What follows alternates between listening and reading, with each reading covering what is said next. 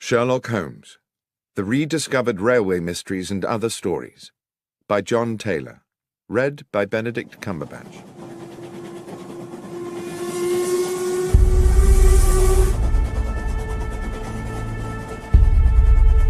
An Inscrutable Masquerade.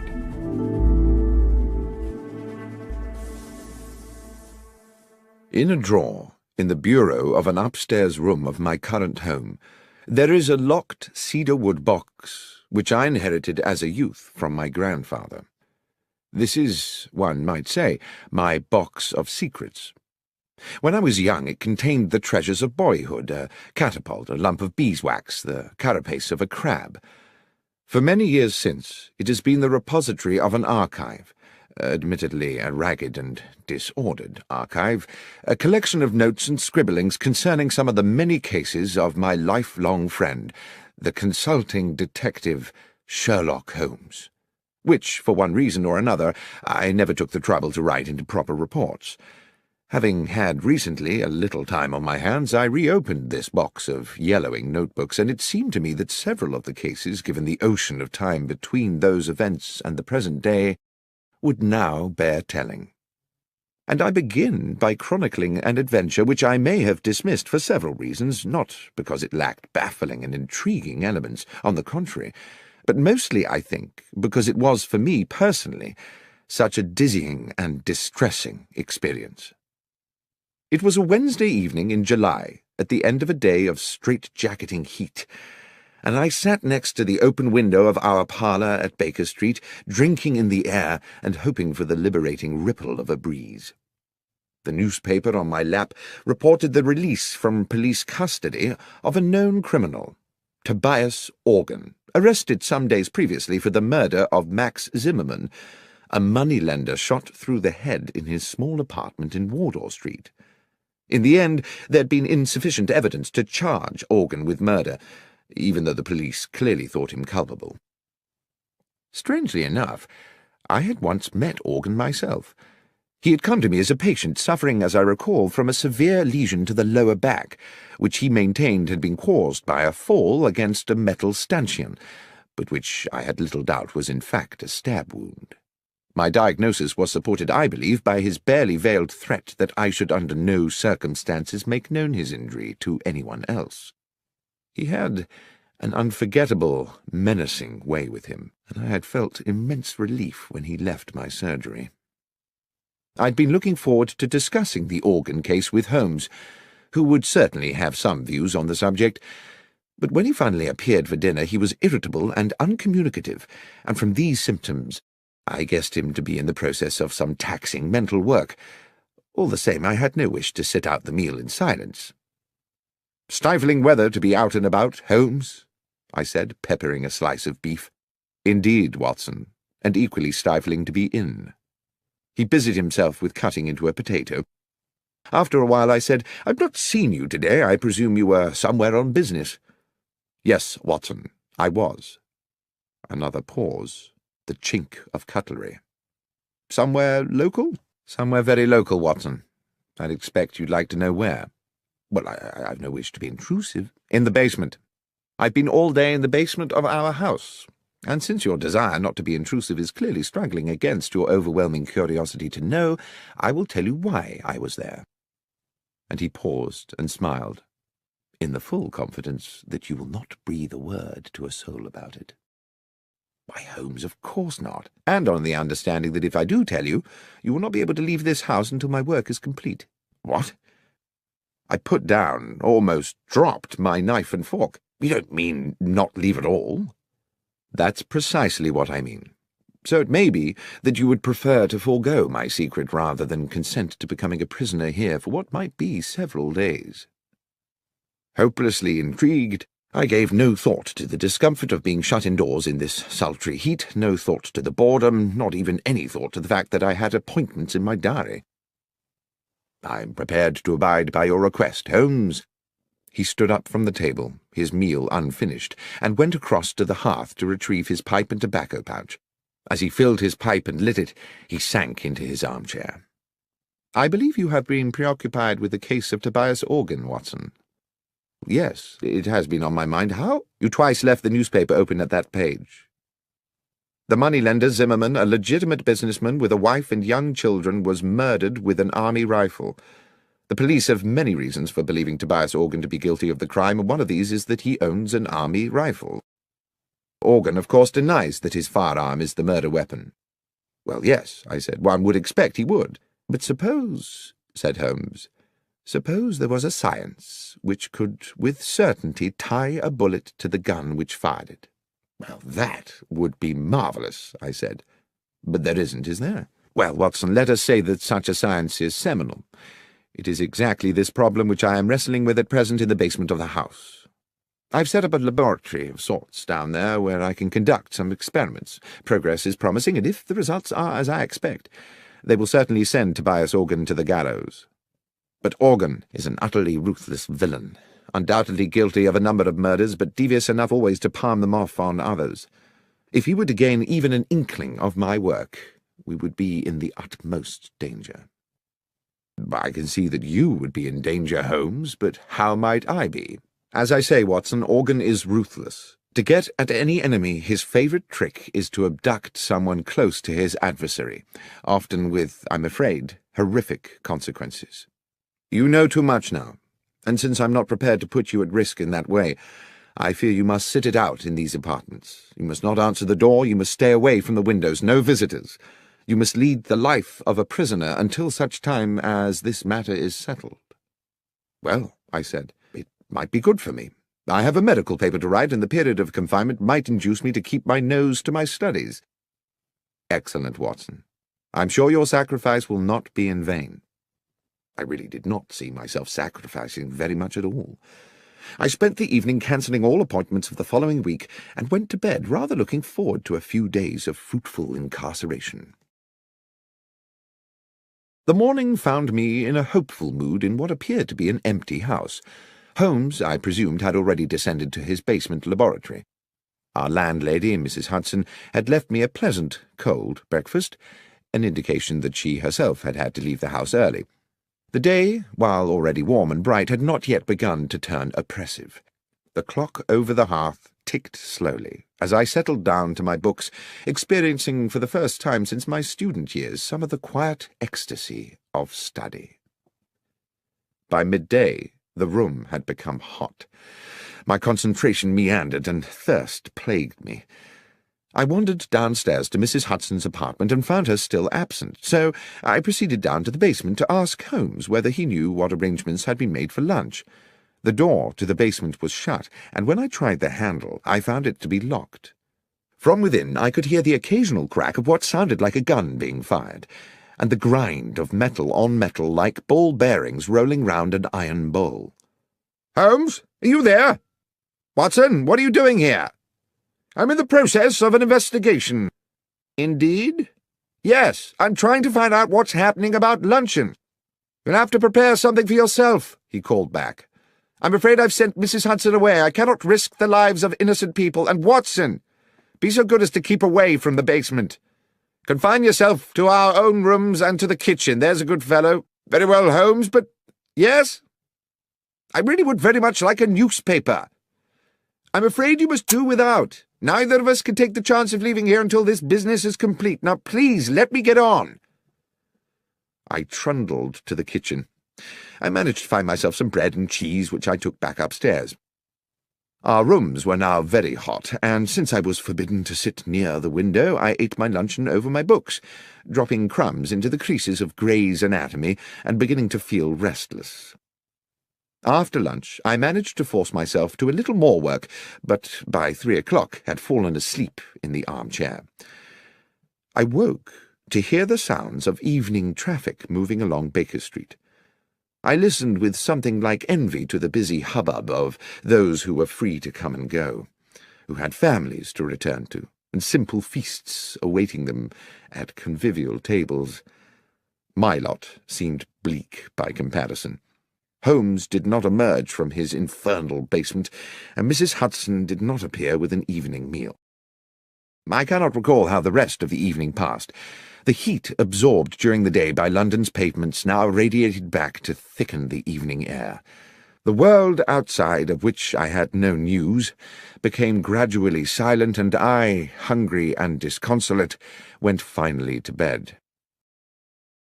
The next morning, after a makeshift breakfast, I got down to some work, and was well into the argument of the paper I was writing, when I began to realize that the room was again beginning to become airless and oven-like.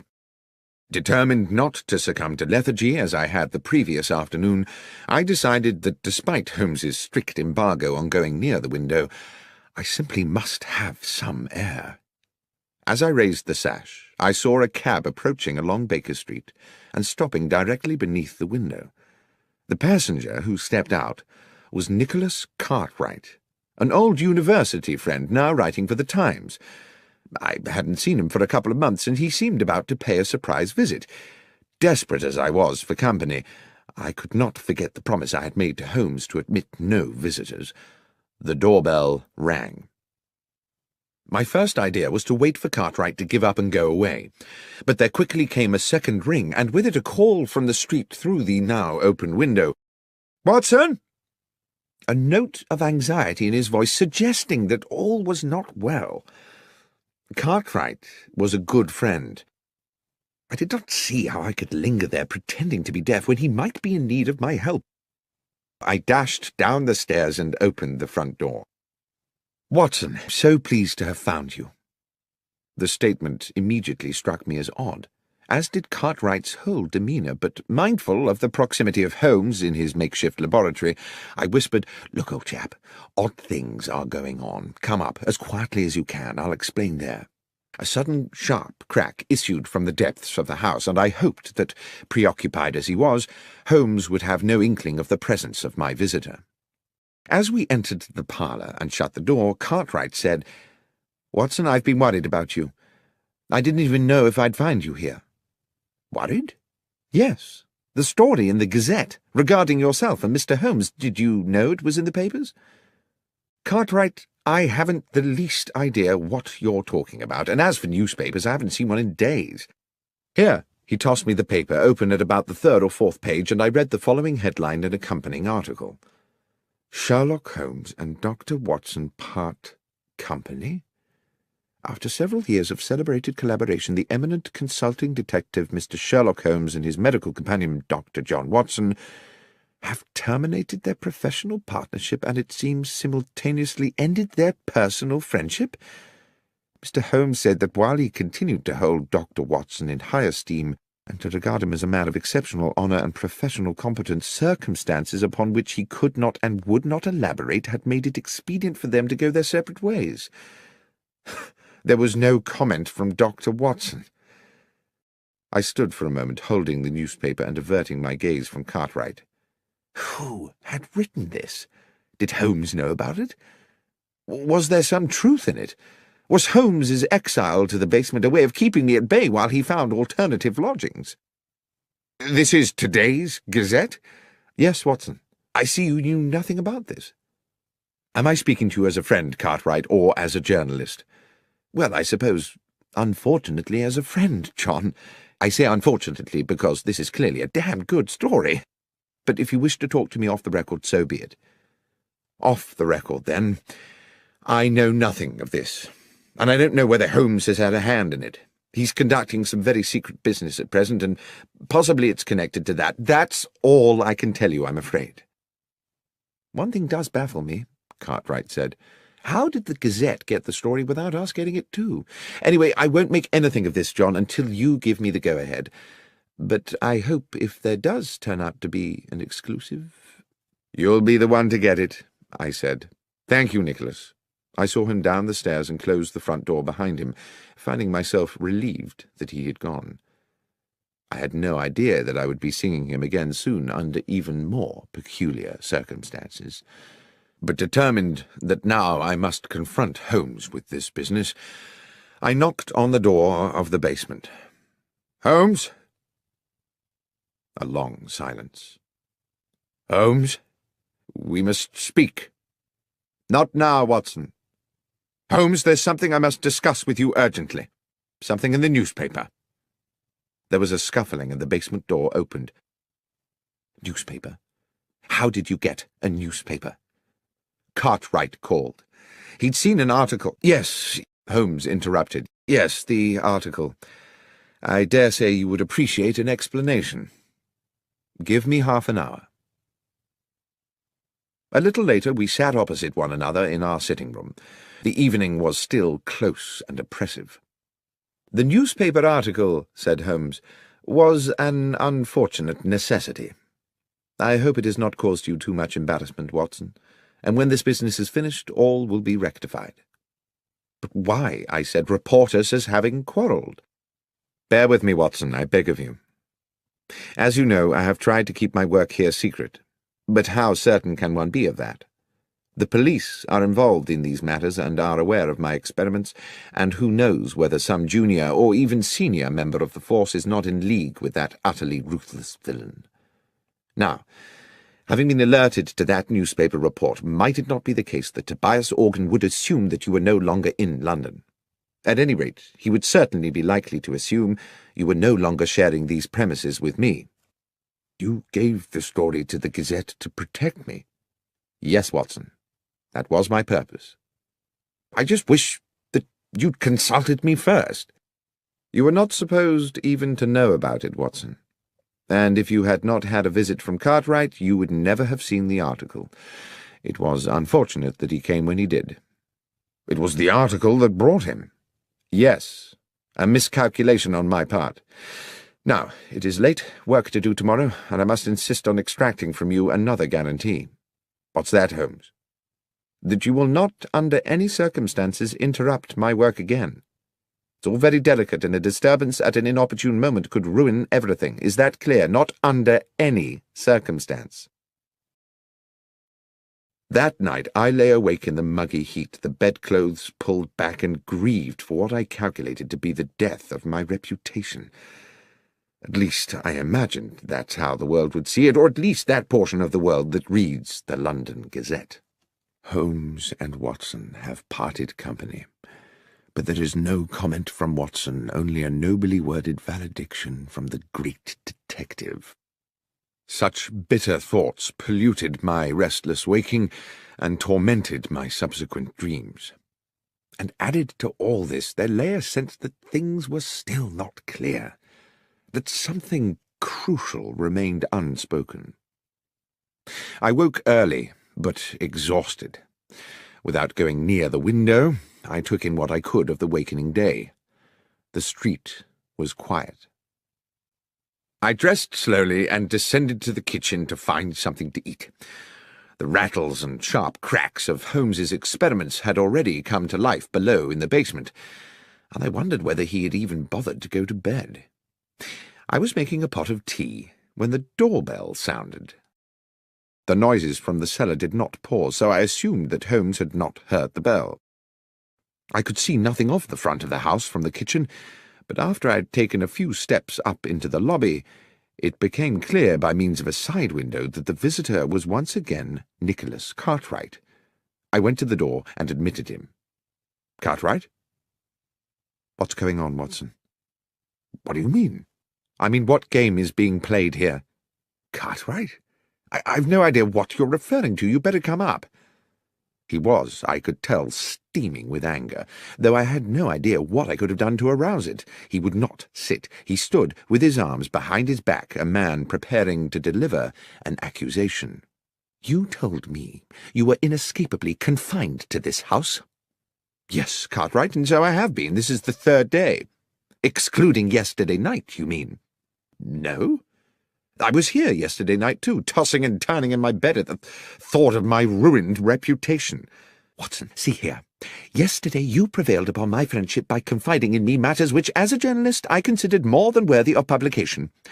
Had I known that you were deceiving me—" "Cartwright, you have my word I was not deceiving you. I have not left this house since Monday afternoon." "So you have a twin brother?" "No, I do not." "Then please explain to me who was the man outside the restaurant at Marylebone Station at 5 past midnight?" "I take it he resembled me." "More than resembled. I do hope you're being truthful with me, Watson." I could see that his suspicions were not allayed. I even began to wonder whether my restless period of waking the previous night had itself been a dream, and whether I had been sleepwalking. Such things are possible, I know, and the heat, my fatigue, and the events of the last days had left me so baffled that in that moment of confusion I could not entirely rule it out. "What happened," he said, "was that I was walking through the station concourse when I spotted you by the wall of the restaurant, which by then was closed, talking to a man in a brown felt hat. I would have approached you, but when I caught your eye, you cut me as dead as if you didn't know me, and I assumed your conversation was of some importance. The more I thought about it, the more I thought it was a poor way to treat a good friend." Suddenly the fog in my brain gave way to an horrific clarity. I knew that I must rid myself of Cartwright at once. "Thank you for telling me this," I said. "It is of the utmost importance. But, Nicholas, and I pray you won't take this amiss, I must ask you to leave." "To leave?" "Please. This is a fearfully serious business. There is real danger." "You're not just trying to get me out of the way, Watson?" "That's exactly what I'm trying to do, Cartwright, but for a very good reason. Believe me, you will have your story." "Very well, John, very well." At the front door he patted me amiably on the shoulder. I shut the door on him and leaned against the wall, trying to get my thoughts in order. Holmes had instructed me not under any circumstances to trouble him again, yet this situation was possibly critical. If Tobias Organ had hired some impersonator to look and sound so like me that even Cartwright, who had known me for years, could be convinced, then Holmes might also be deceived, and then what power they would have in their hands. If I could not speak to Holmes, I could at least alert him by other means. I ran up the stairs with the idea of writing a note which I could slip under the basement door, but as I reached our rooms, I heard a cry from the street. Without thinking, I ran to the parlour window. 100 yards southwards along Baker Street, 3 men were struggling. 2 of them were bundling the 3rd man into a cab against his will. It was Cartwright. I dashed down the stairs and ran into the street. The driver of the cab had already whipped up the horse and moved off at a lick, but I gave chase, fury and outrage fueling my progress. I pursued them for a good half a mile until eventually they outpaced me, and I stood gasping for breath outside St. Vincent's Church. I sat on the pavement. I needed Holmes's help. The transgression of a broken promise was a trivial thing, surely, in the context of this appalling incident. I would go to him immediately. Aware that, in the haste of my pursuit, I'd left the front door of the house open, a new anxiety overcame me. Clearly this kidnap was the work of Organ's ruffians, and who was to say that they would not take advantage of an open door? I trotted as briskly as I could back to Baker Street. But the door was no longer open, and on such a close and windless day I thought it unlikely it had been closed by a draught. The horrible thought occurred to me that someone may have already got in, and then everything seemed to tumble into place. Cartwright's abduction had been intended to draw me out of the house so that the man masquerading as myself could gain entry. Holmes would be unaware of this. He would eventually open the door of the basement to his assailant, and, believing it was myself he was admitting, would offer the easiest of targets. I had left the house without a key, but I knew there was a possibility of access via the rear of the terrace. This entailed my knocking at the door of our neighbour, Mrs. Harben, an elderly, amiable woman who seemed happy to allow me access to the rear of the building. Here I was obliged to scale a wall to the yard outside the back of our own dingy basement, the front room being that which Holmes had taken for his makeshift laboratory. There was no light within. I opened the door with infinite slowness. The noise of Holmes's experiments seemed to have stopped. The door that connected this room to the front half of the basement was 6 or 7 short paces away, but it was too dark to see whether the bare floorboards were liable to move and groan when I trod upon them. I tested each step before lowering my weight, and moved with the floating motion of a rather overweight pantomime artist. 1, 2, 3. Then there was movement behind me. A hand was clamped across my mouth and an arm locked around my throat. The grip was expert. I could not breathe or move. The hot breath of my assailant in my ear whispered, "Doctor, do not cry out. I'm going to release you and you will turn round slowly and face me. You must not make a sound. Tap my hand if you understand." I reached up to the hand around my throat, and obediently I tapped it. The arm released me, and as quietly as I could I took a deep draught of air, turning as I did so. "Lestrade!" "Shh! Yes, Doctor. Wasn't expecting you here. Or rather, in a sense I was, but since you are just about to arrive, I wasn't expecting you to come in the back way as well." The policeman smirked at his little conundrum. "Will you explain to me," I began, "what on earth you mean?" "Not now, Doctor," he said. "Glad you're here, though, sir. An additional pair of ears. Up close to the door now and listen, it won't be long." It was indeed less than a minute before we heard the door from the front of the house opening into the laboratory, and the arrival of what sounded like 2 men. The door was closed with a thump, and a gruff voice said, "So this is it?" "Yes, this is where he's working." There was something familiar about that second voice. "And he won't be back for a while?" "No. Half an hour, I should think." At that moment, with a shock, I recognized the other voice. It was my own. I turned to Lestrade again, but he just put his finger to his lips and indicated that I should continue to listen. "So what's the plan, then?" asked the gruff voice within. "To match the bullet that killed Maximum with the ones from your gun," said my voice. "The police know you killed him, but they need Holmes to provide them with evidence that will convince a jury. Evidently, I thought, the gruff character is Tobias Organ." I heard him pace about, then spit noisily. "Zimmerman's not the first one I've topped, and they've never got me yet. They say you only got £4 10 from him." "Never you mind what I got. Anyway, I never killed him just for the money. I killed him because he gave me a bad look. He gave me a bad look, and I gave him a bad headache. A bullet right between the eyes. Now, let's deal with this little problem."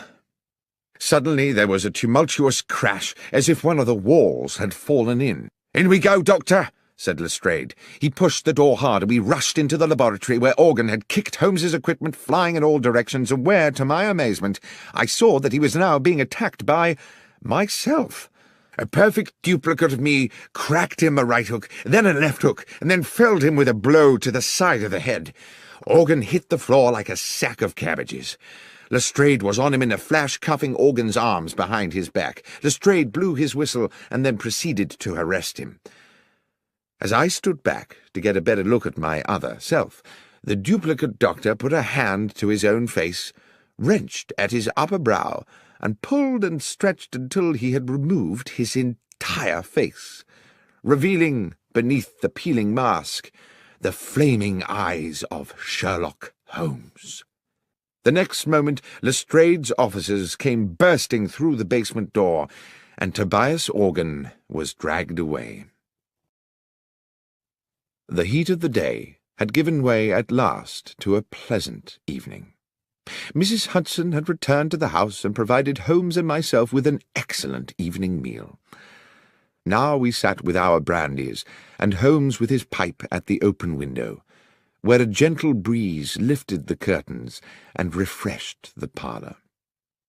"As you will have deduced," Holmes was saying, by way of explaining it all to me, "the object of the masquerade was to lure Organ somewhere where we could extract a confession from him by subterfuge."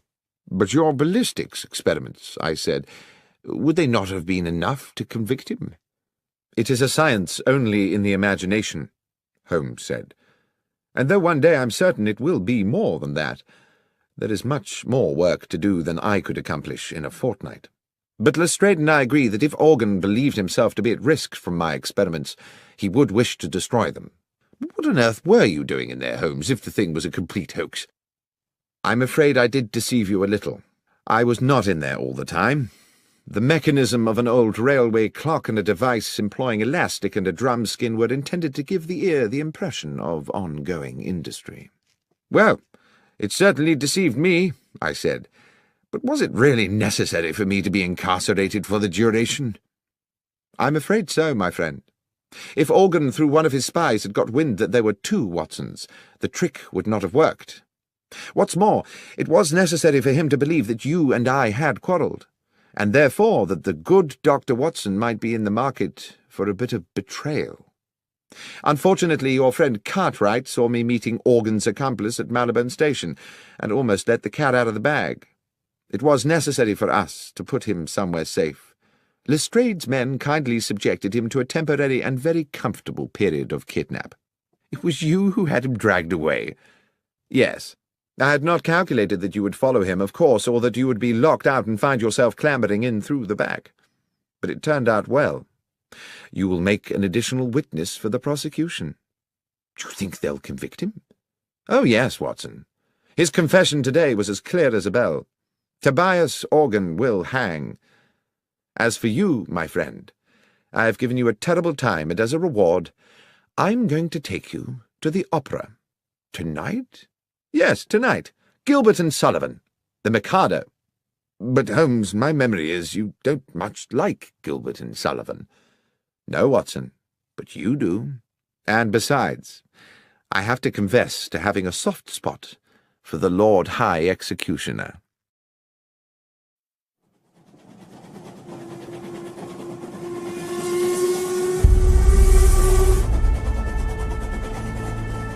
The Conundrum of Coach 13. On an October morning, when rain streamed from the black clouds that swept above our Baker Street lodgings, I found my friend Sherlock Holmes in a similarly overcast mood. He had not had a case in weeks, not at least what he called a decent case, and he had been huffing and puffing about the house for 2 days. It was with some relief to both of us, therefore, that we heard the slowing approach of a cab in the street outside, and both moved eagerly to the window. The hansom did indeed stop directly beside our door, and, after a moment, a large and finely dressed middle-aged gentleman emerged into the downpour, paid his fare, and rang our doorbell. Holmes was smiling. Now, what could make a rich American so distressed, Watson, that he would come pell-mell here to us from Paddington? "An American?" I said, drawn irresistibly, as usual, into Holmes's tantalizing games. "Certainly, and I think a formidable character." "And do you wish to tell me how you deduce all that, Holmes?" "I deduce his distress and his nationality from the fact that he just tried to pay the cabby in American dollars before recalling which pocket held his pounds sterling. As for his coming from Paddington, that was the easiest of all, for the driver of the hansom is Henry Brown. I'm surprised you do not recognize him, who always works from the Paddington rank. As ever, Watson, I apologize for the banality of these observations, but you did ask." By now there were footsteps on the stairs, as Mrs. Hudson escorted the visitor to our apartment. While I inwardly delighted to note that my friend had returned to his amiable best in anticipation of a new challenge, I found myself praying that it would be a challenge worthy of his powers and his pent-up energies. No sooner had the door opened than the huge, rotund figure of our visitor, bright in a cream suit, burst into the room like an actor onto a stage, determined to establish his character instantly. "Mr. Holmes!" boomed the American voice as both his arms swept forward to grasp my right hand. "Benedict Masterson!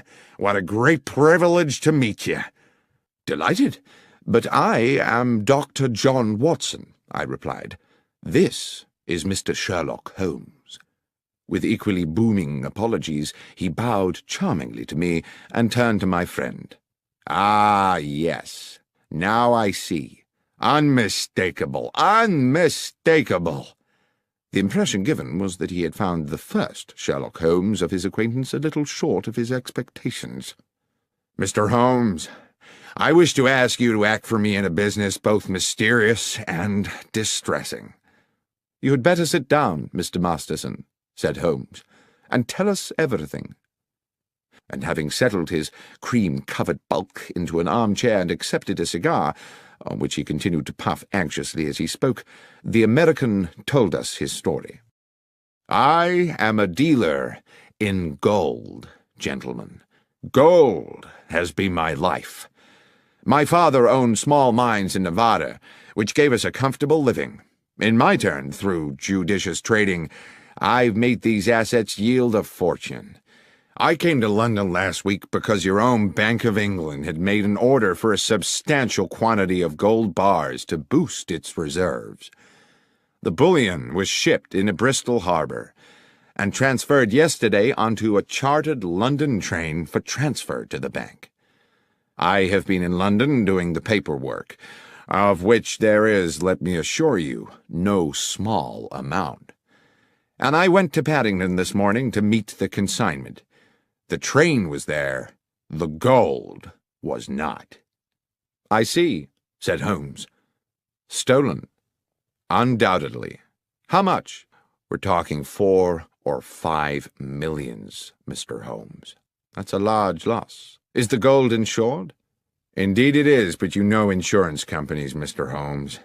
They are ever suspicious, and the circumstances of the gold's disappearance are, to say the least, rather strange." "The details, Mr. Masterson," said my friend, "if you please." "Well," continued Masterson, tapping a thick cylinder of ash into the ashtray, "I'd asked to commission an overnight train, and also insisted that it be discreet, not armored or escorted, or in any way having the appearance of a specially secured conveyance. I was offered the charter of a passenger train which returns empty from Bristol to London once a week, and which railwaymen jokingly call the Bad Luck Special, not because anything has ever happened to it, but because it normally consists of 13 empty passenger coaches, as indeed it did on this occasion. I insisted that the gold be packed in steel containers, each locked with a unique key. You will appreciate that gold itself, gentlemen, is a weighty metal, so each box contained only as many bars as would enable the containers to be carried. In order to prevent the possibility of them being removed from the moving train, I ensured that while they were small enough to go through the open carriage door, they were too large to pass through the windows, even with the windows slid down to their largest aperture. I then arranged for the doors of the bullion carriage to be locked from the outside so they could not be opened until the train reached London." "The train was empty, then, apart from the driver and fireman of the locomotive?" "No, Mr. Holmes. It is railway practice for all trains to have a guard, a practice I was very happy to comply with, since it meant my consignment would have an overseer throughout its journey, and to this end all the steel cases were loaded into the last coach of the train, coach 13, where the guard could keep a constant watch on them. The man employed for the job was a Mr. Lyons, Mr. John Lyons, a mature and trusted employee of the railway company." Here, strangely, Mr. Masterson stopped and smiled. I inquired whether he had ever worked on the French railways. Gare de Lyons, you see. Gare de Lyon." Holmes smiled politely and nodded. "Forgive me, gentlemen, I could never resist a pun. To continue, the train left Bristol at 3 this morning, as scheduled. But when it arrived at Paddington at 6, the steel boxes of gold were gone. Mr. Holmes, this was an impossible robbery. The train stopped only once for a minute or so to take on water. Hardly time to unload a single box of bullion, let alone 100 of the darned things, weighing in at 150 pounds apiece." "And the guard?" asked Holmes. "Lyons claimed that he fell asleep somewhere into the journey and woke to find the bullion disappeared. He's being held at Paddington along with the driver and engineer, but all ardently protest their innocence." "And with regard to other suspects, can you think of anyone in your organization who might feel inclined to take advantage of you?" Masterson pinched his lips and looked embarrassed. "Well, if I may confide something to you in the strictest confidence, my estranged wife, Laura, still has shares in the company. She believes that she should have more. There is some bitterness in this regard. However, I know Laura well enough to doubt that she is a thief. My friend simply said, "Thank you, Mr. Masterson. I will certainly take the case on. Would you be so good as to wire Bristol and inform them that Dr. Watson and I are on our way?" "I will, sir. You mean to go there today?" "Indeed, yes, as soon as I have made a check or two at Paddington Station." "Well, I surely thank you. I can think of no better hands in which to leave the case of the bad luck special than those of Mr. Sherlock Holmes." Holmes did not smile. "I never leave anything to chance, Mr. Masterson. Perspicacity and reason are the tools I employ." "Forgive me, Mr. Holmes. As I say, I am fatally attracted to puns." "We will keep you in touch," Holmes said, "with all developments." Within half an hour we were at Paddington, but before boarding the Bristol train, Holmes wished to make certain that the so-called bad luck special was secure. The train had been shunted into a siding, and we were relieved to find that police responsibility for the case had fallen to Inspector Stanley Hopkins, a young but ambitious detective with whom Holmes and myself had had numerous dealings in the past. Hearing that we were being engaged by Mr. Benedict Masterson, the inspector agreed to watch over the train and make sure it remained undisturbed until our return to London. It was still raining when we arrived at Bristol, where we met the station foreman, George Willits, an amiable man in his 50s, who gave the comforting impression of having been in his job for a lifetime and knowing the whole business inside out. Willits had been on duty the previous night and took us directly to the goods platform from which the bullion train had left. Though he did his best to be of assistance, he looked painfully weary. "I apologise to you gents for my appearance," he said, "but I was on night shift last night seeing out the special. I was just about to go off when the message came from London about the theft, so I've not yet been home to bed." "We won't keep you long, Willits," Holmes said. "I understand you were here when the bullion boxes were being loaded." "I was, sir. I supervised them myself. Watched them being lifted into the guard's carriage at this very spot, before I sent the signal to bring in the rest of the train." "The guard's coach was not connected to the train while it was loaded." "That's right, sir. The rest of the train was shunted out of the siding and coupled up just before she was due to leave." "And who brought her in?" "Tommy Marriott, the engineer, and his fireman, Pat McGlinchey." "Old hands?" "Not quite so much a fixture as myself, Mr. Holmes, but they've been around the best part of 10 years. They're sound men." "Good. Now, if you'll bear with me a little longer, Willits, I'd like to ask you a little more about the gold itself. How many men were involved in loading the carriage?" "Well, sir, it was quite some operation. It took 4 men to load each box, 2 inside the carriage, 2 outside. Damn heavy things, if you'll excuse me, sir. Over 100 weight apiece, and damn awkward squeezing them through them narrow doors. It was a hell of a job." "And how long would you say the whole business took?" "It was about midnight when they started, and about 2:15 by the time they finished, so almost 80 minutes. "And after it was loaded, was there any delay before departure?" "No, sir. The rest of the train, as I say, was reversed in from the siding. John Lyons, the guard, got aboard, and the door of the guard's coach was locked from without, sir, as per our instructions." "One final question, Willits, if I may. I'm informed the train stopped en route." "Yes, sir. She was scheduled to hold up for a minute or so at Swindon to take on water." "It stopped for no longer than that, and at no other time?" "No, sir. The signalman would know for sure if she'd been held over for more than a minute, and that's already been checked." Holmes seemed to pause for a moment while he considered all this information, and then he said, "Willits, I am most grateful for your detailed and, I have no doubt, accurate recollections. Now, if you will excuse us, Dr. Watson and I will take the next train back to London and leave you to go home and get some sleep." Inspector Hopkins was at Paddington when we arrived, and Holmes immediately requested that he arrange for us to speak to the railwayman who had commandeered the bad luck special on the previous night, Marriott and McGlinchey, the engineer and fireman, and the guard, Lyons. In a dark office of the railwayman's quarters, on one of the grimmer outer platforms of Paddington Station, The three men sat disconsolately on rickety wooden chairs. It occurred to me that they had by now been detained in this dismal place for several hours, and when Holmes and I were introduced to Lyons, he barely had the energy to nod to us.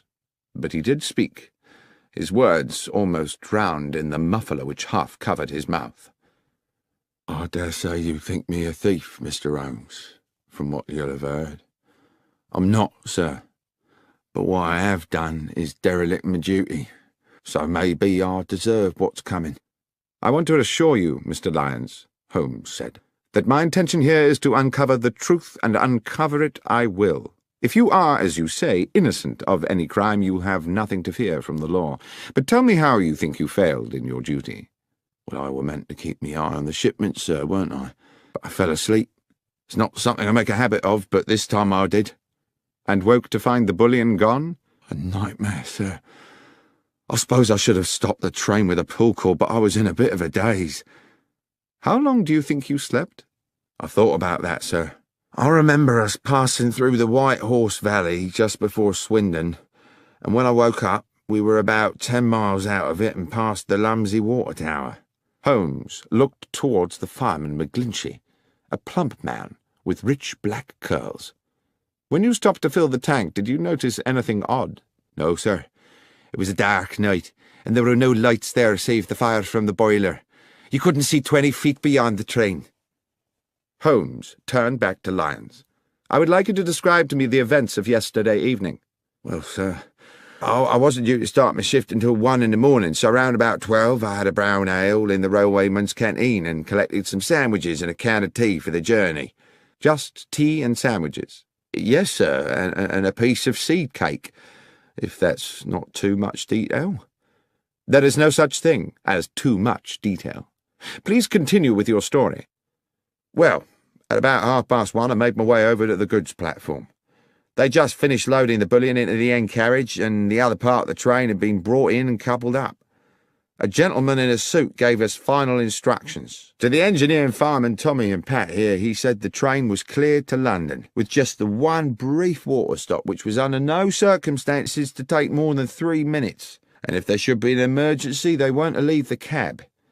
At that point, they locked me in with the gold, and at exactly 2 a.m. we were on our way. About a half hour after, I had me sandwiches and a few swigs of tea. It were a clear night, and I sat by one of the windows and watched the stars, contented with everything, sir. That's when I must have dozed, and, well, what happened after that, you know." "Thank you, Lyons," said Holmes. Then he turned to young Inspector Hopkins with a new, fierce gleam in his eye. "If we may, Hopkins, I should now like to inspect the train." We made our way along the track to the engine sheds, and after checking the locomotive, searched through each of the 13 coaches, whose number I carefully counted myself, until we arrived at the last, the guard's coach, in which the gold had been transported. "Now I have been assured," Holmes said to Hopkins, "that the doors of this coach were locked from the outside for the duration of the journey." "Yes, Mr. Holmes." "Yet it was possible to move along the train through the coaches via the connecting doors?" "Yes." "And what of the other coaches?" "I checked them. Their outer doors were all locked too, but it would have been impossible anyway for the thieves to have moved the containers along the train to jettison them from another carriage. The boxes of gold were too big to pass through the connecting doors. All that had been carefully calculated." "But is it quite certain," I ventured, "that the boxes could not have been opened and the gold removed bar by bar?" "Quite certain," said Hopkins. "Not without the original keys. They were unique to each box." "Besides, Watson," said Holmes, "if the boxes had been opened here, then, with or without the gold, they would still surely be here now. Speaking of which, Hopkins, the carriage is just as it was found when the doors were first opened this morning. As I said, Mr. Holmes, nothing's been touched." Holmes took an initial sweeping glance around the carriage interior, then stooped to pick something up from the floor. "This brown paper, I presume the wrapping for the guard Lyons's sandwiches?" "Yes." "This is can of tea?" "Yes." "Curious. That he had a can of tea?" No. Curious that a man under stress should be so painstakingly tidy." I don't understand, sir. Never mind. What do you make of this, Hopkins? Holmes had picked up from the corner a loop of scarlet fabric, silken and ruffled. I don't know, Mr. Holmes. I was completely baffled by it. It seems to be a small decorative item of some sort from a lady's wardrobe. A hair tie, I should think, I said. How might it have got here? I don't know, Doctor, I'm sure. But I suppose it's theoretically possible that someone might have concealed herself in another carriage. Holmes had put the object to his nose. There is a perfume to it, he said, but faint, as though it had not been worn for some time. Could it belong to the thief? I asked tentatively. Possibly, said Holmes, though I think that might have been a thief too many. He stooped to replace the scarlet fabric on the floor of the carriage. I think we are close to a conclusion, Watson. Hopkins, I should like to talk to the guard lions again, and to the driver and his fireman. Please make sure that there is at least one other police officer present, and we must be sure to invite Mr. Benedict Masterson to our little denouement, since he's been kind enough to pay the fee for this investigation. By the time Masterson arrived, the clock was approaching 9, and we sat in the old mess-room bathed in dingy yellow gaslight. The rain rattled ceaselessly on the roof and windows, and, when we were all assembled, the 3 weary railwaymen, along with Benedict Masterson, Inspector Hopkins, a junior officer, and Holmes and myself, the gathering became hushed and expectant. Masterson said, "Well, this has certainly been a baffling business, Mr. Holmes. But I assume we're here because you've picked up some clues along the way. You are certainly a man equal to his reputation, sir. The inspector mentioned a red silk trinket of some sort." "Yes," Holmes said. He produced the item from his pocket. "This piece of perfumed fabric. The clear message is that someone was concealed in the carriage with the bullion." "I see. And moreover," I put in, "that the concealed person was probably female." Masterson appeared a little shaken. "Female, you say? Oh, dear." "If I may," said Holmes, "we will return to that later. Mr. Lyons, let us revert for the present to the subject of your sandwiches." "My sandwiches again, sir?" "Indeed. The sandwiches you took on board the train last night, together with the seed cake and the can of cold tea. You say you ate them just before you fell asleep." "Yes, sir." "You ate the sandwiches and the cake, you dozed off, you woke up again, and the gold was gone." "Yes, sir. That's how it happened." "And when you came round and realized the gold had gone, you say it was like a nightmare." "Yes, Mr. Holmes." "You were very agitated?" "I certainly was. Too agitated, I expect, to sweep the floor of the carriage." "To what, sir?" "I presume you did not sweep the floor of the carriage at that point, in that disturbed state." "No, sir, I didn't. With respect, sir, that's not my job." "Quite. I wouldn't expect you to, which makes it very difficult to explain why, when I examined the guard's coach this afternoon, I found not a single crumb on the floor. Now, can anyone here tell me how it's possible to eat several sandwiches and a slice of seed cake without dropping a single crumb? Or, come to that, a single seed?" "I promise you, sir, what I said about my supper was true. I remember exactly what I brought and exactly what I ate." "I have no doubt of that, Mr. Lyons." "Then what, sir?" "My point is merely that you were obviously not in coach 13 when you ate the sandwiches." "On my honour, Mr. Holmes, I swear I was." "Oh, you were in a carriage, certainly, but you were not in the carriage in which your sandwich wrapper was found. The coach where you ate your supper, the coach with the bullion, never made it to London." "Mr. Holmes, this is confusing," began Masterson. Holmes interrupted. "On the contrary, Mr. Masterson, it's very clear. The coach containing the gold was uncoupled from the train when it stopped for water, run into a siding by those awaiting it, and unloaded of its cargo at their leisure during the night. It was a perfectly dark night. There was no moon, so the railwaymen, as Mr. McGlinchey here has recently confirmed, could, from the water pump, see nothing of what was going on at the back of the train.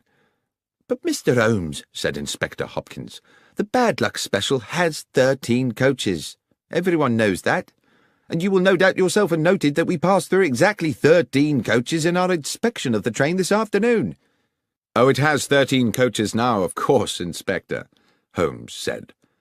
"And it only struck me after we had left Bristol and its pleasant station-master Willits that he had described to us in detail his whole engagement with the loading of the gold and the departure of the train without once mentioning that he'd counted the coaches before the train left. The fact is, he didn't count them. He didn't think he needed to. The bad luck special had always consisted of 13 coaches. He wasn't to know that your accomplices at Bristol had added an additional coach to the train before it was attached to the coach carrying the boxes. A coach with its seats stripped out to make it practically identical to the bullion car. On that one night, the bad luck special had not 13, but 14 carriages.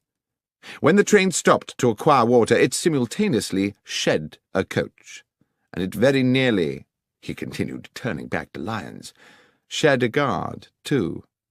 You're a very fortunate man, Lyons." "I don't feel fortunate, sir." "Your good fortune is that you are still alive, and that in turn is because you were fortunate enough to fall asleep. Imagine if you had not. The train stops. The thieves uncouple the rear coach with yourself inside it. As soon as you see them, you become a risk to them. There's no telling what they might have done. What I believe actually happened was that as they were releasing the carriage from the train, someone noticed that you were asleep inside. They took the opportunity to move you into the next coach, along with your tea can and sandwich wrappings. You may be thankful you did not wake at that moment." Masterson wore an expression of amazement. "I am full of admiration, Mr. Holmes. But at the same time, I feel somewhat desolated. This clearly means that someone in my organization has betrayed me." "Which brings me back to the ring of scarlet silk discovered in the carriage, certainly an intriguing adornment to the problem," said Holmes. "It could indeed signify the presence of a woman." "But there is the mystery," I said, "of how she got there, or what she might have done." "I think, however," said Holmes, "that is a mystery with a simple solution." At this point Masterson appeared rather tragically stricken. "You're thinking—" "Yes," said Holmes.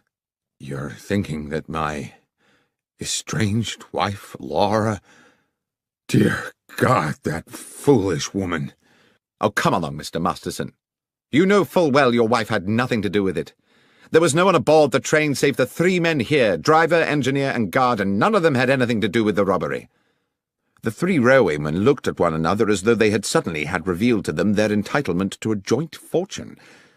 "As for the thieves," said Holmes, "they are to be located somewhere nursing a hoard of bullion, apart, of course, from their paymaster, who is sitting here with us. Is that not so, Mr. Masterson?" Masterson blustered and steamed. He was outraged. This was absurd. "How dare you, sir? What evidence have you for such an outrageous suggestion?" "I had misgivings from the beginning. I could not understand why you came to me so quickly after the theft had been discovered, when you had so much else to deal with. I see now that you were at pains to demonstrate to the insurance company that you were doing all in your power to recover the bullion because, of course, if you could have both the gold and the insurance money, you would have considerably augmented your fortune.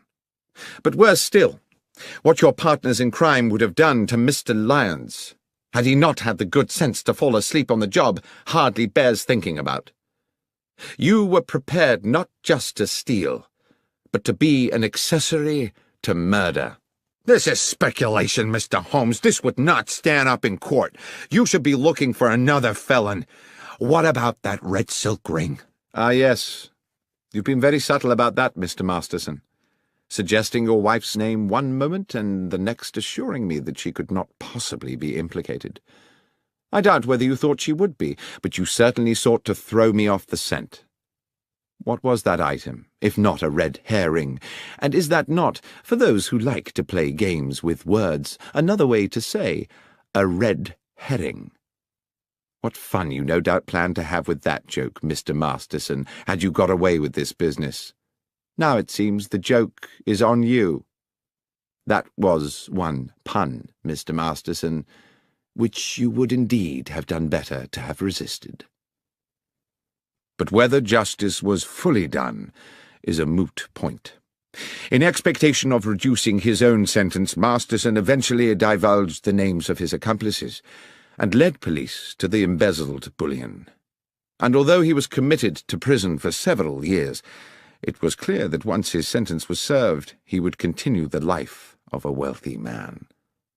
"I can't understand," I said to Holmes a couple of evenings later, "why you seem so damnably happy." "A man is never more content, Watson," he said, "than when doing well what his nature has fitted him to do. On which thought, will you pass me the tobacco pouch? I think we should indulge ourselves in a brace of good pipes."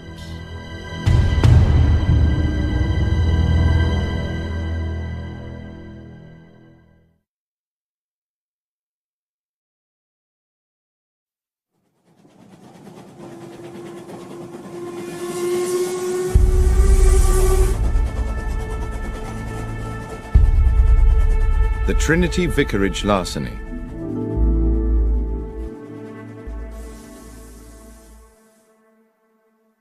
One fine spring morning, Sherlock Holmes and I received into our rooms a portly gentleman in a purple dress. That at least is how it momentarily appeared to me, as I glanced up from the Daily Chronicle at the open door. The purple gentleman, it transpired, was the Right Reverend the Lord Bishop of Kent, an old acquaintance of Holmes, and he had brought with him, as so many of our visitors do, a problem that was clearly causing him some agitation.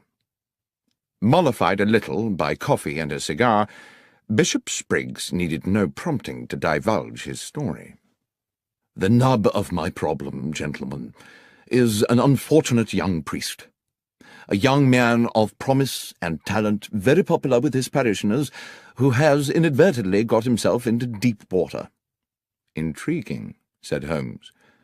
"You may recall," the clergyman continued, "that Trinity Church in the Kent village of Hatchingham was last year in the news because of an exceptional discovery." "Of course," I said. "A silver chalice of considerable worth was discovered in the crypt." "Yes, Dr. Watson. A magnificent medieval relic, the so-called Hatchingham Grail, weighing some 22 pounds. With my approval it was sold to the British Museum, with the idea that a good portion of the proceeds would go towards restoring Hatchingham Church.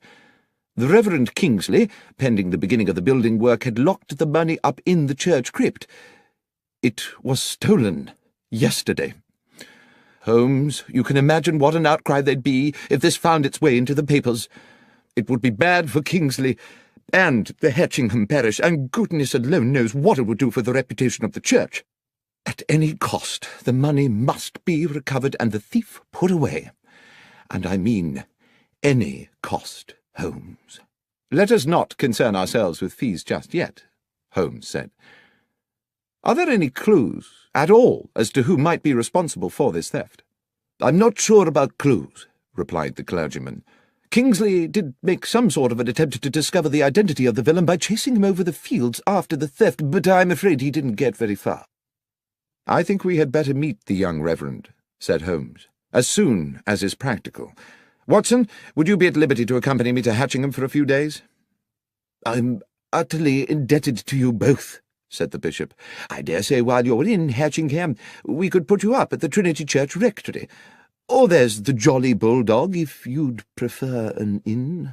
"Ah," said Holmes, "the Jolly Bulldog. Now that sounds like just my kind of animal." We journeyed to Hatchingham the next morning and established ourselves at the cosy but crumbling hostelry that was the Jolly Bulldog. Our landlord was a bluff man called Starkey, taller by inches than Holmes, and compelled to stoop to avoid the beams of his own ceiling as he lumbered about in heavy boots serving his customers. He grudgingly provided us with a late snack of bread and some rather tough cold meats, complaining that if everyone chose to be fed at 2:30 in the afternoon, they would have to invent a new word for the meal taken between luncheon and dinner. "Leftovers?" said Holmes to me impishly, and at a level which I am sure Starkey was meant to overhear. "Might be that word?" The publican growled ominously as he left us, and I leaned over to Holmes and whispered, "There is surely an example of how a little power may go to the head of a man and make him too big for his boots." "I was thinking rather," said Holmes, "from the way he clumps about this place, that his boots are rather too big for him." I saw the two gentlemen on a nearby table smile at this remark. "I shouldn't take a lot of notice of Starkey," said one of them amiably. "He's just as tiresome with all the customers."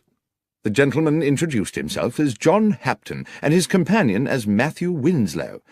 Although neither Holmes nor myself disclosed the details of our mission to Hatchingham, it seems they knew we were expected, and it turned out that both gentlemen were members of the parish committee, and were fully apprised of the theft, though they were quick to assert that it was not yet public knowledge. "I hope you will be successful," said Hapton, "in bringing this thief to book. We are fond of our vicar, and he has been a deeply troubled young man since it happened." The Reverend Kingsley's house was accessed from Hatchingham Lane by a short stone path. A few steps beyond the vicarage stood the church, with, on the west side, a moderate-sized graveyard. On the other side, with its own access to the lane and shaded by a handful of fruit trees, stood Cherry Cottage, which we would later discover to be the residence of the verger and his wife. The Reverend Kingsley was a man in his early 30s, small in stature but of good looks, his clerical dress the quintessence of neatness. While clearly stricken by his predicament, he remained calm and articulate, and did his best to make us welcome in a pleasantly appointed parlour whose deep-coloured, thick-piled carpet and embroidered cushions evidenced a delicate sense of taste. "It's a relief to see you, gentlemen," he said. "The bishop told me all about you, about your many successes in solving complex cases. The problem, as you know, is that while we saw the thief escape, we were unable to establish his identity. However, there are one or two factors which, though they seem opaque to my own consideration, might prove illuminating under your own, if I might show you." "I would be most grateful, Mr. Kingsley," Holmes said. "First, though, I see that you have recently held a meeting in this charming room. I presume that apart from the 3 other gentlemen present, the 4th was yourself? You keep the side chairs in another room, I take it." "Good Lord, how did you know all that?" "Oh, it's a simple matter. The carpet beside the window has indentations of 4 chairs, and therefore I presume 4 people, but there are no chairs in the room whose feet would match." "Well, yes, you are, of course, quite correct," said Kingsley with a broad smile. "The parish committee convened here just yesterday, as we do each week. Yesterday was the day I broke the news that the Grail money had been stolen, and I hope that that news will remain privy to the committee members until such time as the thief is caught, but—" The vicar paused, and Holmes said, "Please, go on, Mr. Kingsley." "But," continued the young clergyman, "the gentlemen on the parish committee are the same 3 who sat here 2 weeks ago, when I revealed that the money for the Grail was in the crypt of the church. Only they and I knew of the fact, you see, so I can no longer be as confident as before that they are all honest men, which is a most unfortunate thing." "It was all in cash, I presume," Holmes said. "Yes, Mr. Holmes. I kept cash so that I could employ local men to restore the church and pay them by the day. I have little time to run to the bank and make a withdrawal every time a man finishes plastering a wall." "The money was under lock and key?" "Yes. There is a safe in the crypt where the church's small treasures have always been secreted." "And the crypt itself is locked?" "Yes. It can be entered either from within the church or by a door leading from the churchyard, and both those doors are locked at night. Mr. Holmes, I do hope you can help me with this. I don't know how my flock will ever forgive me if that money is not returned." Then perhaps, if you can bear to go over it all again, you would be so kind as to tell Dr. Watson and myself the circumstances of the robbery." "Yes, of course. 2 weeks ago, looking out of this window on a Monday morning at about 11, I saw a man, I'm fairly certain it was a man, standing at the lich gate and looking over into the churchyard. I would not have given this a moment's thought, except that he wore a hat with an unusually wide brim and had it pulled so low over his eyes, and his collar so high that one could not distinguish his features. As I say, I cannot even be certain it was not a woman, except for his way of moving. I watched him for a good 10 minutes before he turned and strode back along the lane towards the village. That same afternoon, this time from an upstairs window, I saw him again, but now further along the lane, standing under a tree and once again seeming to study the church and its grounds. His contrived anonymity naturally put me on my guard. In the evening after those first 2 sightings, I was sitting in that very chair, Dr. Watson, which you are currently occupying, when a thought hit me like a bolt of lightning, a thought which you no doubt will be surprised had not occurred to me earlier, that this stranger might have designs on the money in the crypt. After this alarming epiphany, I spoke to my verger, Sam Manners, and his wife, May, who keep house for me. They live in Cherry Cottage, which, as you will have seen, stands on the lane beside the church's lich gate. There's a short cut from their back door to this house, which they employ when they wish to see me. I mention that because, as I think you will agree, it bears upon the matter. I asked them to report to me if this sinister figure, or anyone else unknown to them, appeared in the vicinity of the church. And indeed, it seems as if the man in that hat had begun to watch my whereabouts, because first May Manners, then her husband, reported to me that they had indeed seen the man in the hat. I began to feel that an attempt on the money was imminent. I resolved, then, to remain in the vicarage or the church grounds until I was certain that the threat had passed. I instructed Mr. and Mrs. Manners that if they saw the stranger again they were to take the short cut to my house and inform me immediately, but they were under no circumstances to approach him. And now we come to the day of the theft. Sam Manners was whitewashing the walls of the church. At this point Holmes stood up. "I think it would be as well, Mr. Kingsley, to acquaint ourselves with the geography of the church and its grounds. Might we continue outside?" A rapturous afternoon of sunshine and birdsong greeted us as we left the vicarage and walked out into the churchyard, where the Reverend Kingsley commenced our guided tour. I immediately began to locate us on a mental map of Hatchingham village and its surrounding areas, a practice I learned in my military days and which has served me well in civilian life. I could see in my mind the large oblong of farmland, about 2 miles across, with Hatchingham village and the church almost at opposite corners. This substantial area of land was surrounded on all 4 sides by public roads. Mr. Kingsley took us through the grounds on a grassy path which ran along the side of the church up against the gravestones of the churchyard. "This is the wall of the church Sam Manners was painting that morning," said the vicar. "He worked for a couple of hours, and at 12 o'clock I sent him off to his cottage for his regular midday meal. I went back into the vicarage and took up a book. After about 20 minutes there was a knock at the back door. Mrs. Manners was in a frantic state. She and Sam had just seen the man in the white-brimmed hat going into the churchyard. I told her to return immediately, and to tell Sam to meet me here at the crypt door, and I came here directly to find myself staring at a spectacular mess." He pointed to a flight of 4 steps just off the path, leading to a door low down in the half-painted church wall. "The door to the crypt," he said, "from which the thief must have made his exit, and not expecting to encounter a paint bucket, presumably kicked it flying in his haste to escape." A residual expanse of powdery white, still damp in places, stained the flagstones at the bottom of the steps. "Sam was with me within seconds," continued the vicar. "We could see nobody, but we soon guessed which way he'd gone. If you'll follow me, gentlemen." The vicar led us a little further along the grassy path, to where the churchyard ended in a wooden fence. Set into the fence was a stile leading on to a footpath. "That," said the vicar, "was his escape route." Beyond the stile, the ragged footpath traversed the meadow through weeds and rough grasses, stretching away into the distance. Along this narrow track could be seen intermittent blobs of white. "And I suppose the presumption would be," said Holmes, "that the trail of white paint marks are the fleeing man's footsteps." "Yes, exactly. Obviously our man escaped across the field to Harding Lane, Mr. Holmes."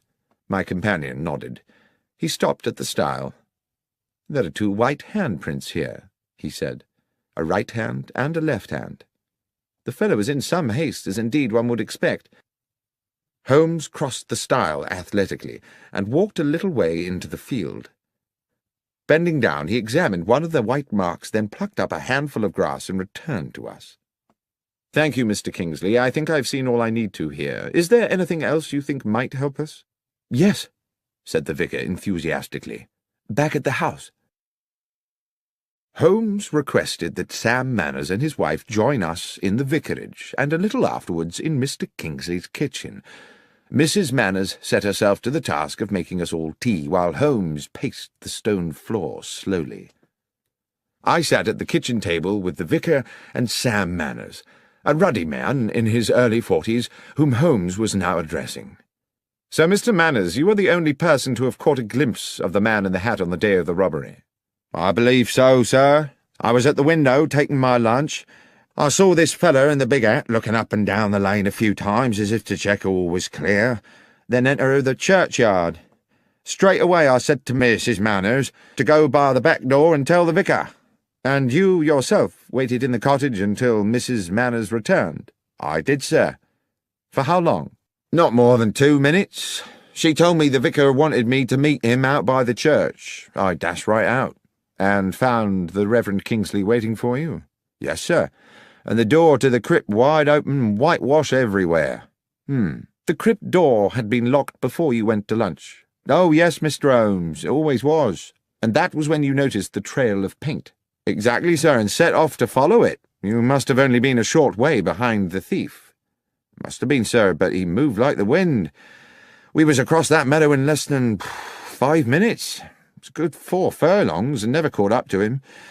But what we found at the opposite side clinched it." Here Mr. Kingsley interrupted. "Sam means this," he said, and produced from a drawer a wide-brimmed black velvet hat, inexpensively made, and in shape rather resembling the sort of thing one sees worn by picadors in pictures of bullfights. Holmes took the hat and turned it around in his hands. "It was me found it, sir," said Manners. "I was running a bit ahead of the Reverend, hoping to catch up with our thief, and as soon as I was over the stile I saw it in the grass by the road, just where I suppose it had fallen from his head." "Well," said Holmes, "while I cannot see yet how that will help us, with your permission I shall take it away with me." "Of course," said the vicar. "We'll leave you then, but by way of that path across the fields. I'd rather like to follow the route taken by our escaping felon."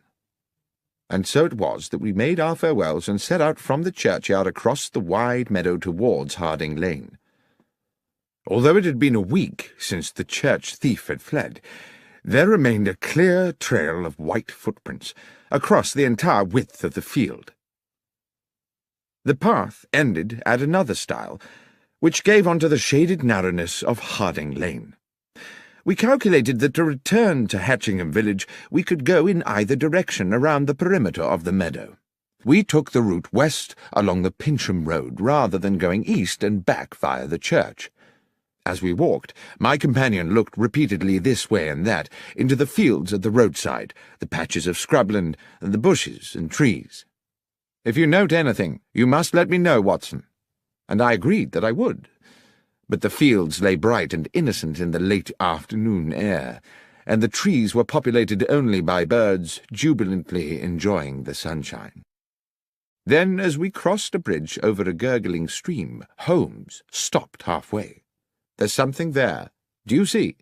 He pointed to the bank of the stream, above which a hawthorn overhung the rushing water. "Something in that bush. A pair of somethings, unless I'm mistaken." We clambered over the balustrade of the little bridge and dropped onto the bankside. The hawthorn was thick, and even at close quarters my eyes were at pains to penetrate into its depths. Holmes, using a fallen branch the thickness of his arm, smashed his way into the bush. His soft cry of triumph told me he had found something, and he reached in and retrieved in one hand a large pair of leather boots. "What do you think, Watson? Is this or is this not the footwear of our thief?" "They're certainly large, those of a very big man, I should say, and there are white marks on the soles. Should we see how they fit those prints on the church meadow?" "I think we can assume that much, Watson. But what would induce the villain to jettison his boots here?" "Perhaps," I said, "he thought he was still being chased, and knew that if he were caught wearing them he would be recognized straight away." "Equally suspicious if he'd been found with no boots at all," said Holmes, "though I suppose he may have carried a spare pair of shoes with him. Watson, it is fairly clear to me the thief is a local man. Why, unless he feared to be recognized, would he indulge in such an elaborate disguise? Let us go back to the Jolly Bulldog. That, after all, is where the locals like to congregate." In fact, on our return to the inn, we found John Hapton and Matthew Winslow, the parish committee men we had met earlier, having returned to, or perhaps never having left, the same table. As we sat down, Holmes placed beside him on the floorboards the pair of boots we had found in the hedgerow, causing the two gentlemen to look at them inquisitively. When Starkey, the landlord, arrived to serve us, the first thing he said was, "Your boots, gentlemen?" "Not ours," said Holmes. "We found them in a bush in Harding Lane." "Strange what some folks'll throw away," said the publican. "They looks in prime order to me." "Hardly been worn," Holmes replied, and then he asked, "Would these boots fit you, Mr. Starkey?" And seeing our companions on the nearby table watching, he added, "Or either of you, gentlemen?" "Not me, sir," Starkey replied, rather more amiably than I had expected.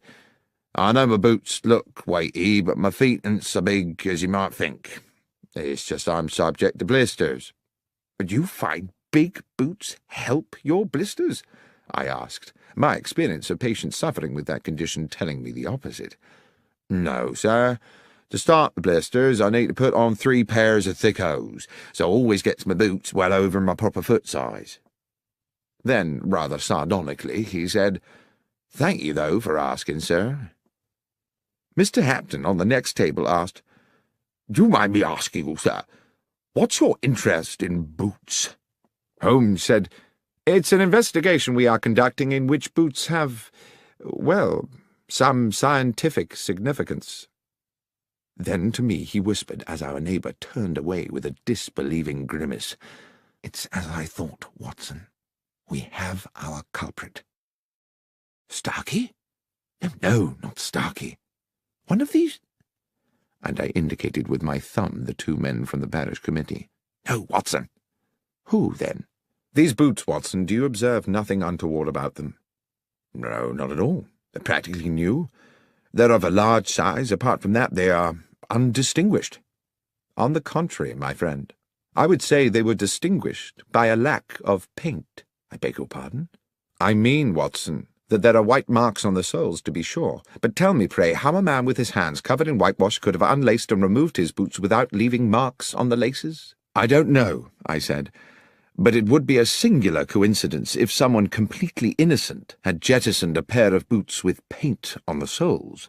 "There is no coincidence," Holmes said. "These boots were undoubtedly left here by the thief, but not in the way we were intended to believe." "Are you suggesting that you know who the thief is?" "The thief, Watson, is the Reverend Kingsley himself." "But how could it be, Holmes? There was no time for him to escape across that meadow and return to the vicarage in time to meet Sam Manners outside the church. How can a man chase himself across a meadow?"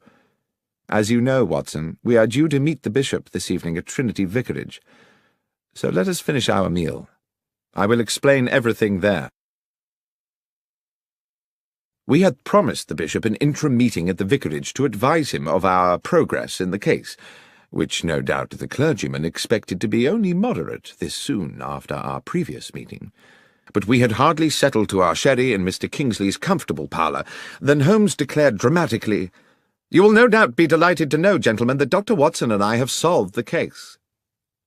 I did not think it my business to confess that after my previous conversation with Holmes I was as much in the dark as anyone, but I sat quietly sipping my sherry while I watched my friend open the bag we had brought from the inn and remove the 2 large white-stained boots we had found beside the stream. The bishop's eyes widened. I have to say he looked incredulous. Mr. Kingsley, too, wore a sceptical smirk and raised his eyebrows. "Please tell us, Mr. Holmes, what you think you have found?" "Dr. Watson and I found these," Holmes explained, "in a bramble bush in Harding Lane. Big boots suggested we were seeking a big man, yet the footprints told us his stride was short. It was our landlord at the Jolly Bulldog who enabled me to understand the dichotomy. He is a man who buys bigger boots than his foot size in order to accommodate extra socks. Our villain, however, bought his bigger boots in order to accommodate another pair of shoes, leaving the footprints of a bigger man than he is himself. Is that not so, Mr. Kingsley?" The young vicar, I thought at the time, if he was guilty of anything, was heroically cool about it. He betrayed nothing but genteel surprise. "Are you suggesting that I was the thief, Mr. Holmes?" "Holmes," said the bishop gravely, "from what I understand, Mr. Kingsley and his verger practically managed to catch up with the thief on that fateful day. What on earth do you think is the evidence for this assertion?" "My lord," Holmes said confidently, "Mr. Kingsley wished to embezzle the money raised by the sale of the Hatchingham Grail and decided to construct a piece of theatre which would deceive investigators. He not only invented the spectral man in the large-brimmed hat, he also on several occasions paraded in the hat and the high-collared coat and ensured that Mr. and Mrs. Manners caught a glimpse of him. On the day of the theft, having sent Sam Manners to lunch, he came back here to the vicarage, assumed the disguise, showed himself at the cottage window where Manners was eating, and proceeded into the churchyard. Dashing back to the vicarage again, he slipped out of his cloak and hat and waited for Mrs. Manners' knock on the door. He told Mrs. Manners to summon her husband and rendezvoused with him outside the crypt door." "And then what?" said Mr. Kingsley, insolent with fury. "I put on these boots, unlocked the church, went down to the crypt, took the money, escaped the church, jumped the stile and ran across a mile of the field, then dashed a mile back, took off the boots and waited calmly for Sam to arrive, whereupon I went chasing off across the field again. That would indeed have been ingenious. To do in 2 minutes what an athlete could not do in 20. Yes, indeed. The question, as my friend Dr. Watson has clarified, is precisely, how may a man chase himself across a meadow?" "And the answer?" asked the bishop. "No one will ever know at what point you took the money, Mr. Kingsley. As the keyholder you are free to do it at your leisure, and, for all one knows, it may never have been in the crypt safe in the first place. Certainly there was no need for you to waste time on it on the day we are discussing. You wished to ensure there was just enough time with Mr. Manners at lunch for you to get to the crypt door and kick over the whitewash bucket. And of course you had given Mr. Manners the task of whitewashing that particular part of the church wall, simply to ensure that there would be a bucket there to be upturned. That was all you needed to do, because, and here is the thing, you had made the footprints across the field on the night before. You had also, I have no doubt, planted the boots in the hedgerow on the same occasion, making sure they had plenty of white paint on the soles. Foolishly, you forgot to daub a little on the shoe laces." At this point, the vicar dropped into a chair as though all resistance had suddenly fled him, and I believe that as Holmes proceeded, we all realized that he was now approaching a devastating conclusion. "At some hour of that night, Mr. Kingsley, having splashed so much whitewash on the underside of the boots that your hands were gloved with paint, you planted your white-printed trail along the footpath across the meadow to Harding Lane. Afterwards you dropped the wide-brimmed hat by the stile and jettisoned the boots in a bush further along Harding Lane.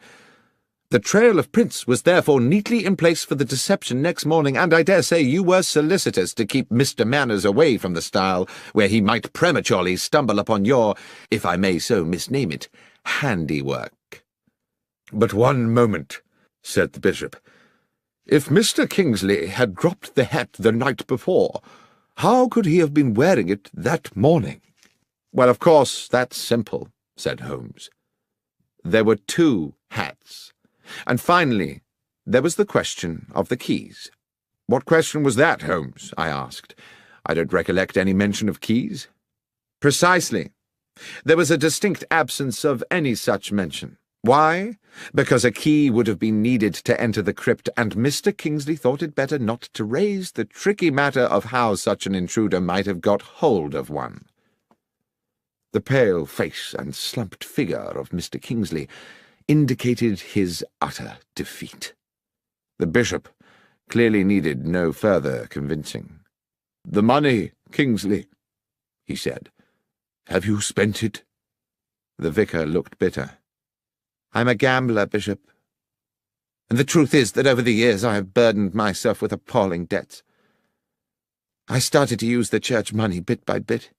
I meant to return it one day when I had a big win, but money runs through my hands like water. There's little of it left." "Then it's a matter for the police," the bishop said. "And we must find a new vicar for Hatchingham. I fear that you, Mr. Kingsley, will for many years be the incumbent of a much dingier parish."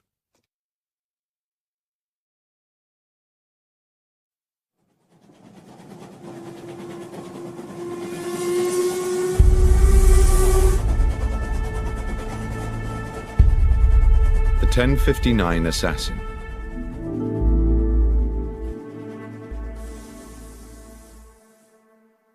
It is now well known that the investigations of my friend and companion Sherlock Holmes, which I have had the privilege to document over the years, represent only a small portion of his life's work. Many other cases have fallen into the obscure well of history.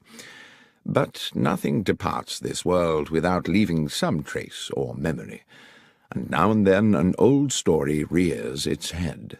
So it was with the events of the Stovey murder.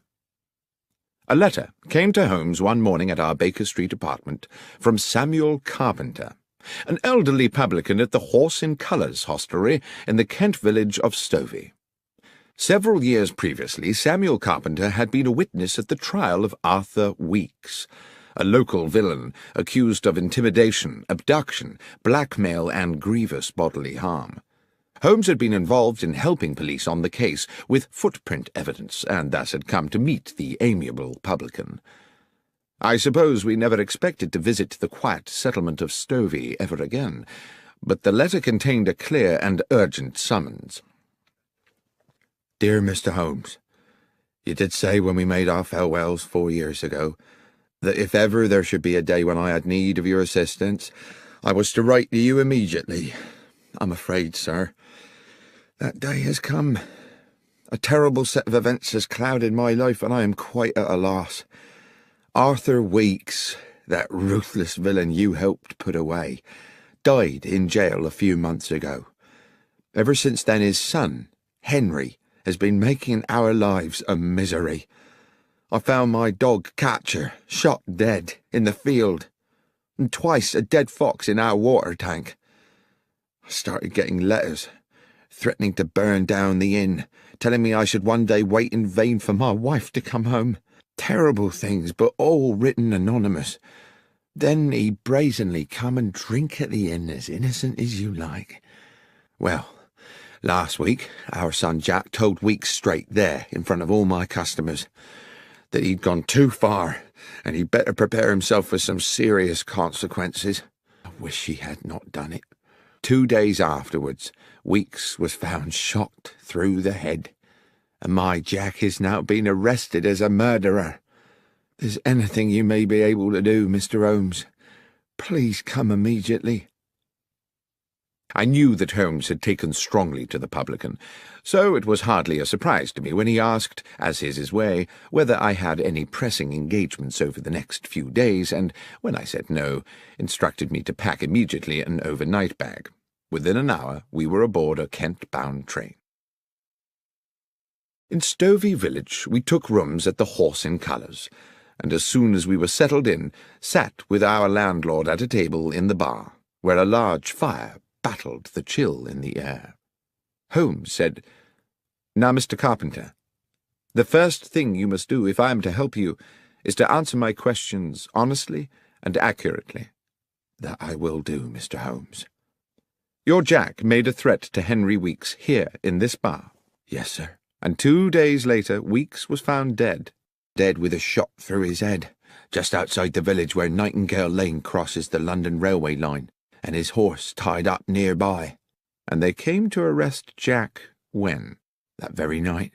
But Jack wasn't here, of course." "Wasn't here?" "Jack couldn't have killed him, Mr. Holmes. Jack was already aboard the London train when Weeks was killed.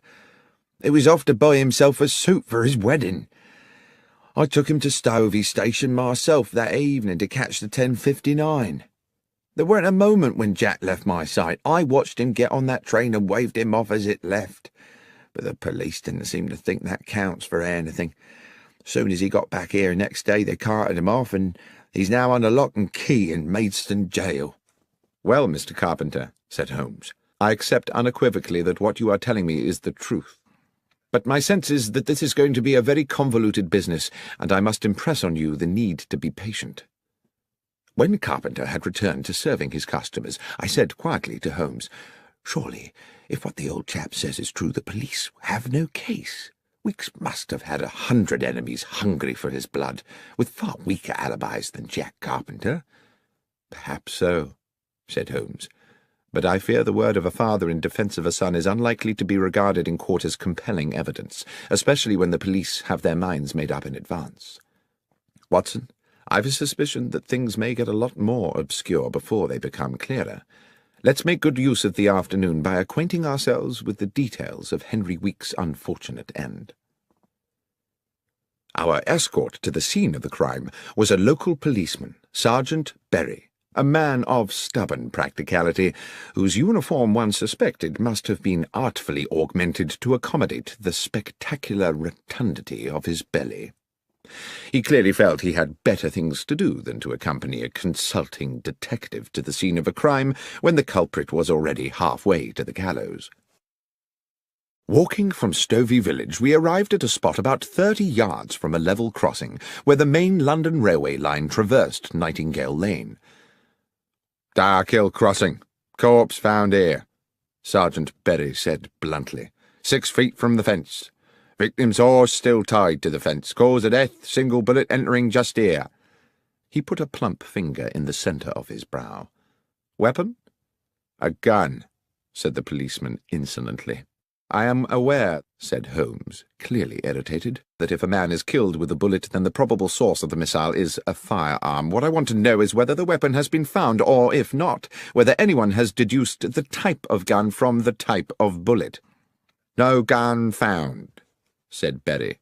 "As for the bullet, far as I know, it's still at the end of a short tunnel into his skull." "And the horse?" "Oh, I don't think we can pin it on the horse, sir," the policeman said with a smirk. "Sergeant Berry," Holmes was threateningly patient, "are you able to assist me in this investigation, or would it be more convenient to you if I were to apply to my acquaintances at the yard to find me an alternative guide?" The policeman looked suddenly chastened.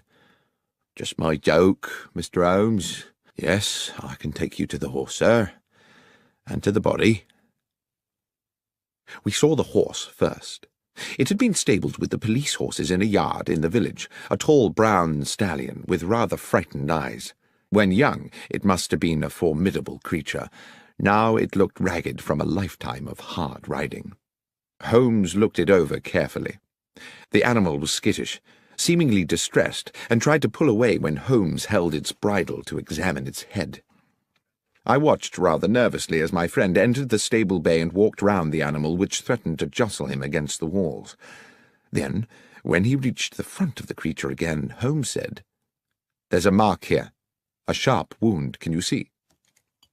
On the right foreleg, just above the fetlock joint, was a slender but quite noticeable lesion, apparently caused fairly recently. Holmes turned to Berry again. "Was this mark here when the horse was found?" "I believe so." Good. Well, since we seem to be in the business of investigating wounds today, you'd better show us the way to the morgue. Incidentally, Sergeant, how well do you know the accused man? Fairly well, replied the policeman. Do you know whether he has friends, acquaintances, perhaps, of some intimacy? Well, not really that I know of, sir. He was always at his father's public house, and they were ever a close lot. Sergeant Berry stopped. He became instantly animated and businesslike. A gleam came into his eyes, and he said, "Look, there's the mortuary, Mr. Holmes, just after the church. I'll leave you to it, if I may. Just thought of something rather urgent I've got to do."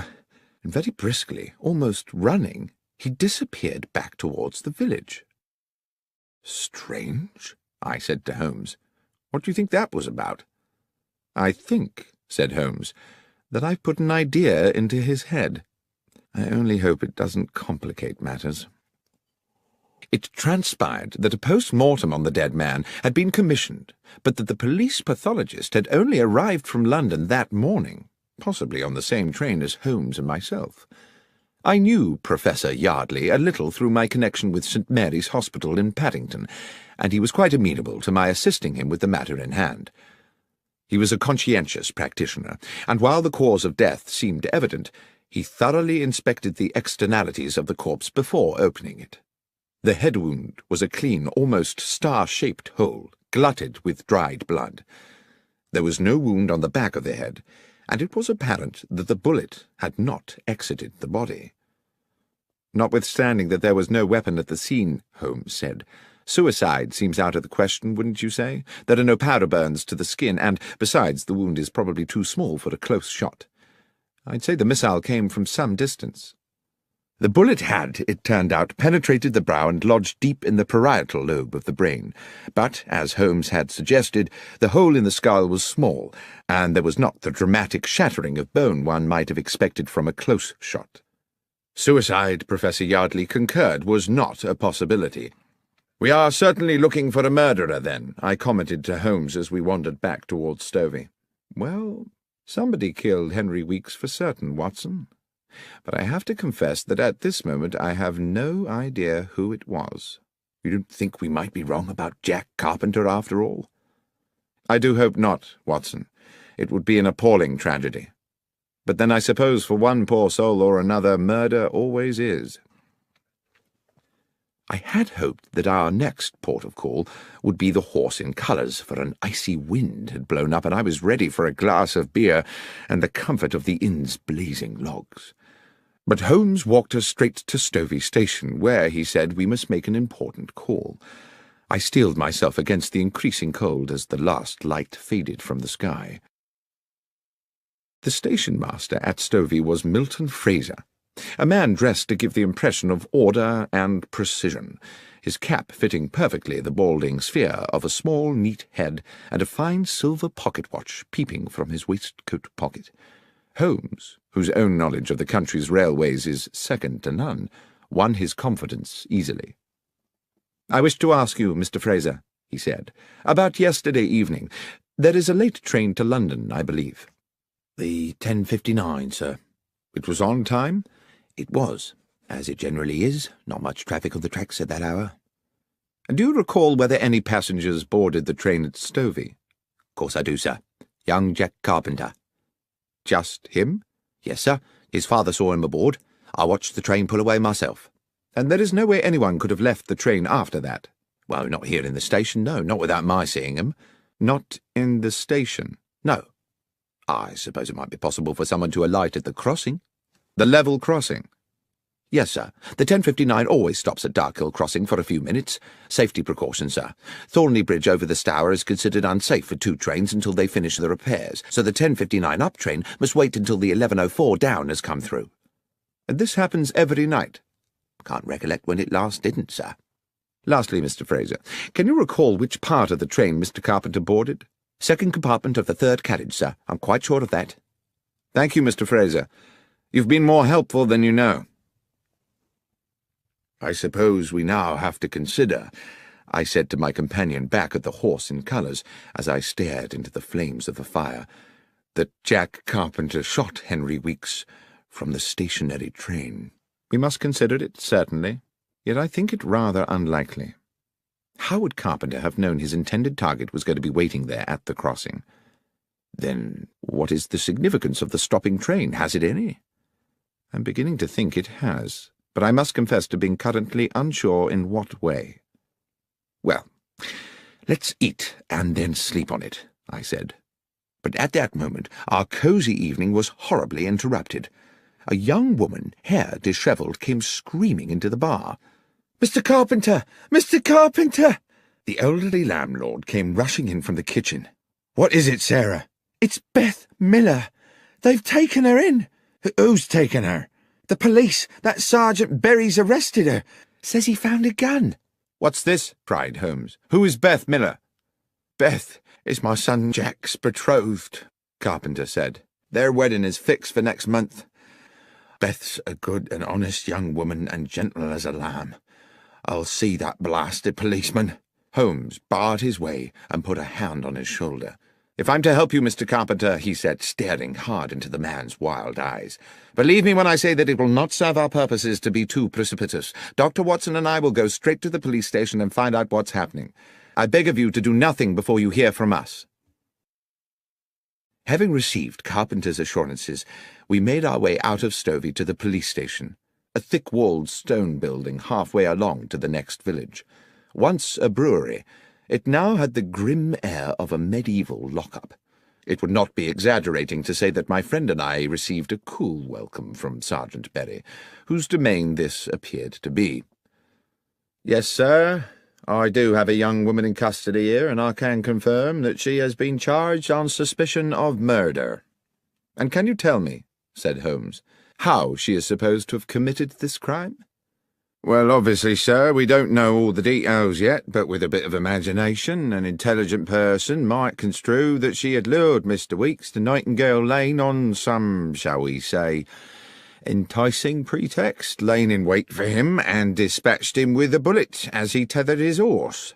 "And," said Holmes, "would this same intelligent person construe that Jack Carpenter had a part in this?"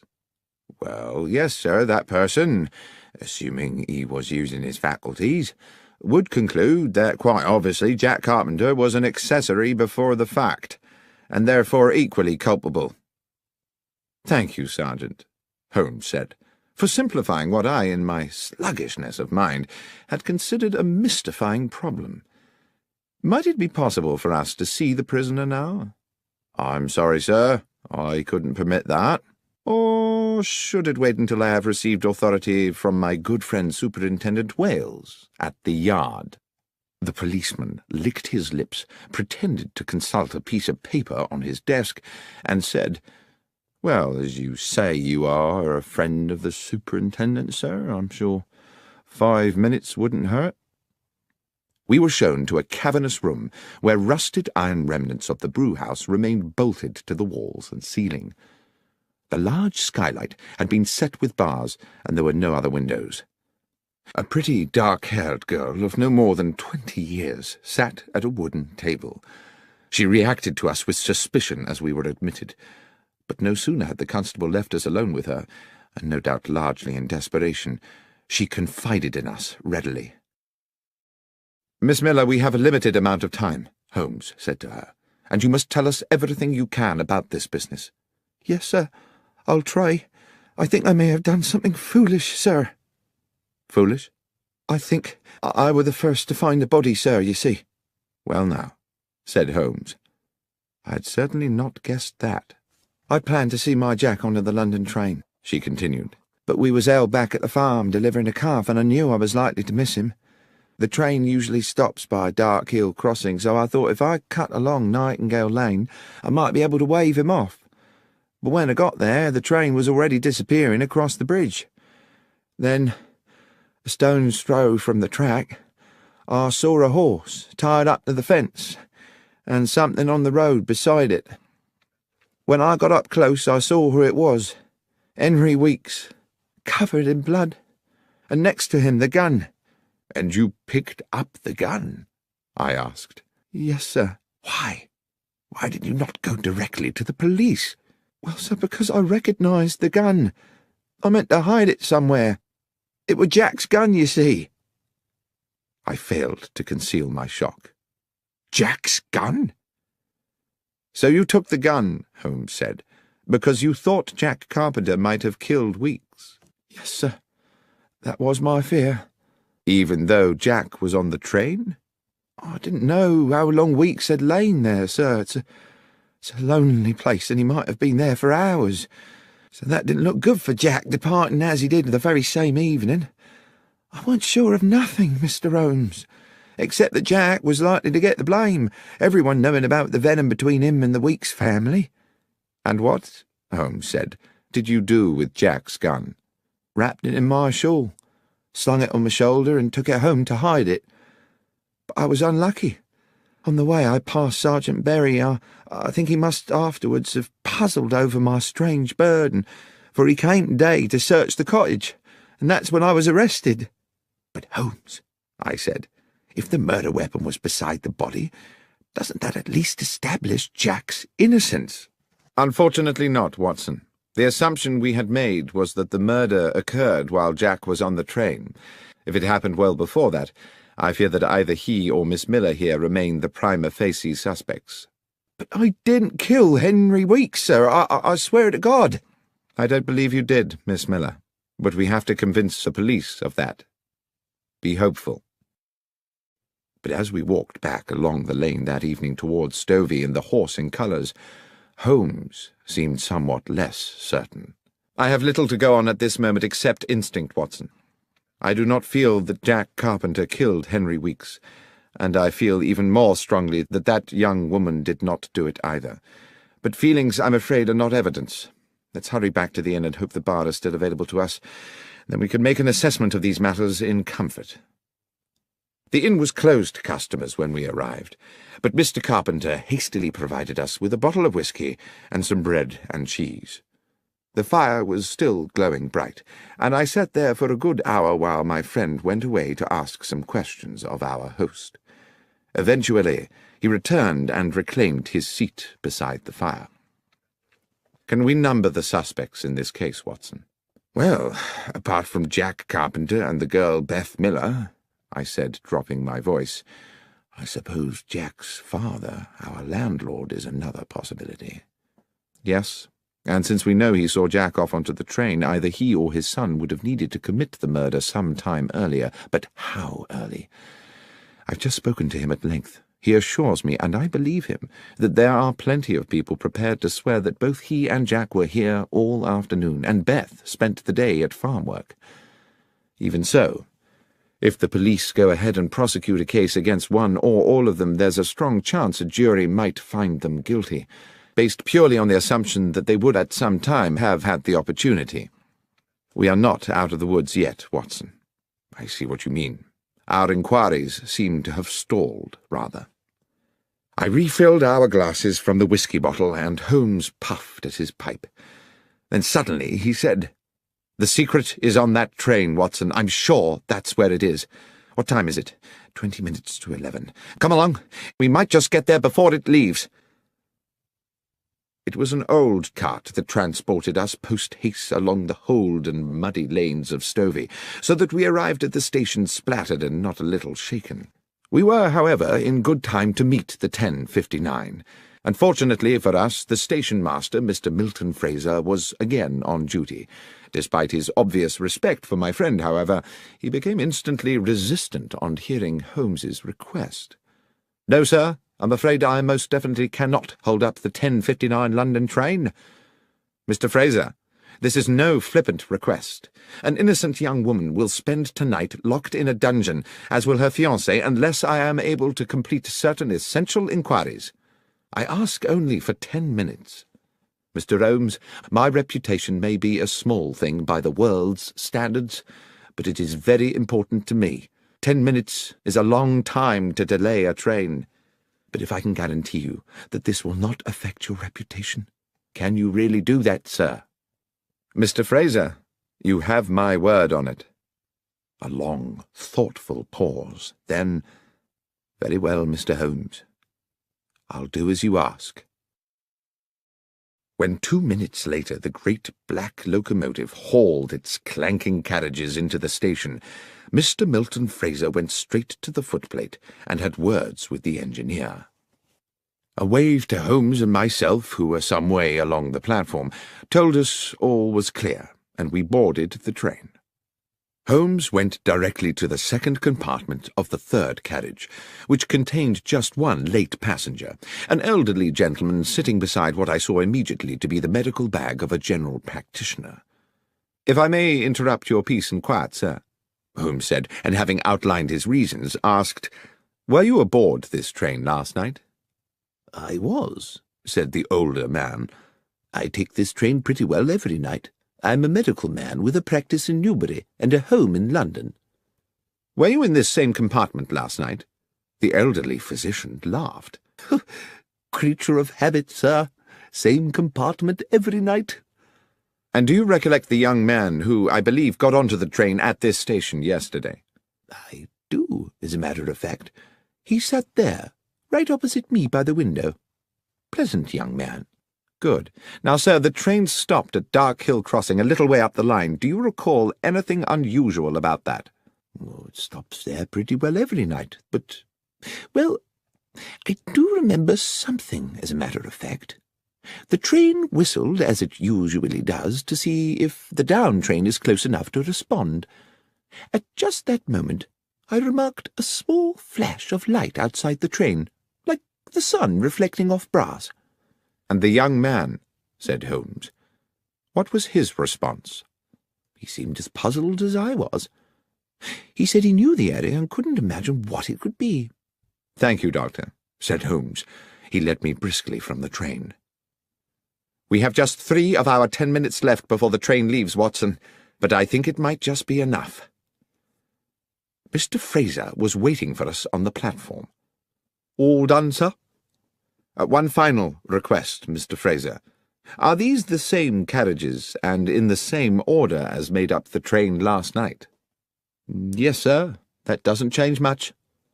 "Then I'll need to get onto the line to check the other side of the train." "I don't know, Mr. Holmes. The down train is due. You'll be at too much risk."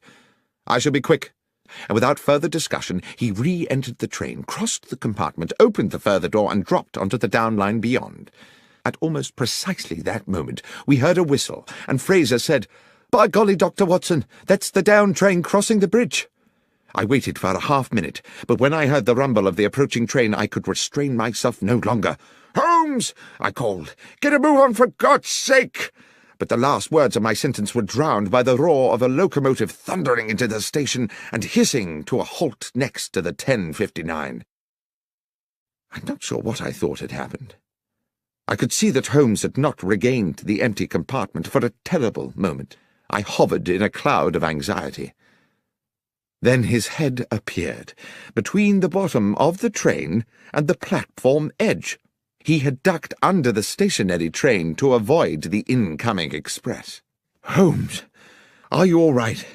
"More than all right, Watson," he said as he clambered back onto the platform. "Especially as I believe I can now name our murderer." He turned to the rather shaken station-master. "The train may leave, Mr. Fraser, but there are conditions.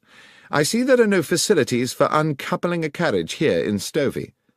"Correct, sir. There are no sidings here."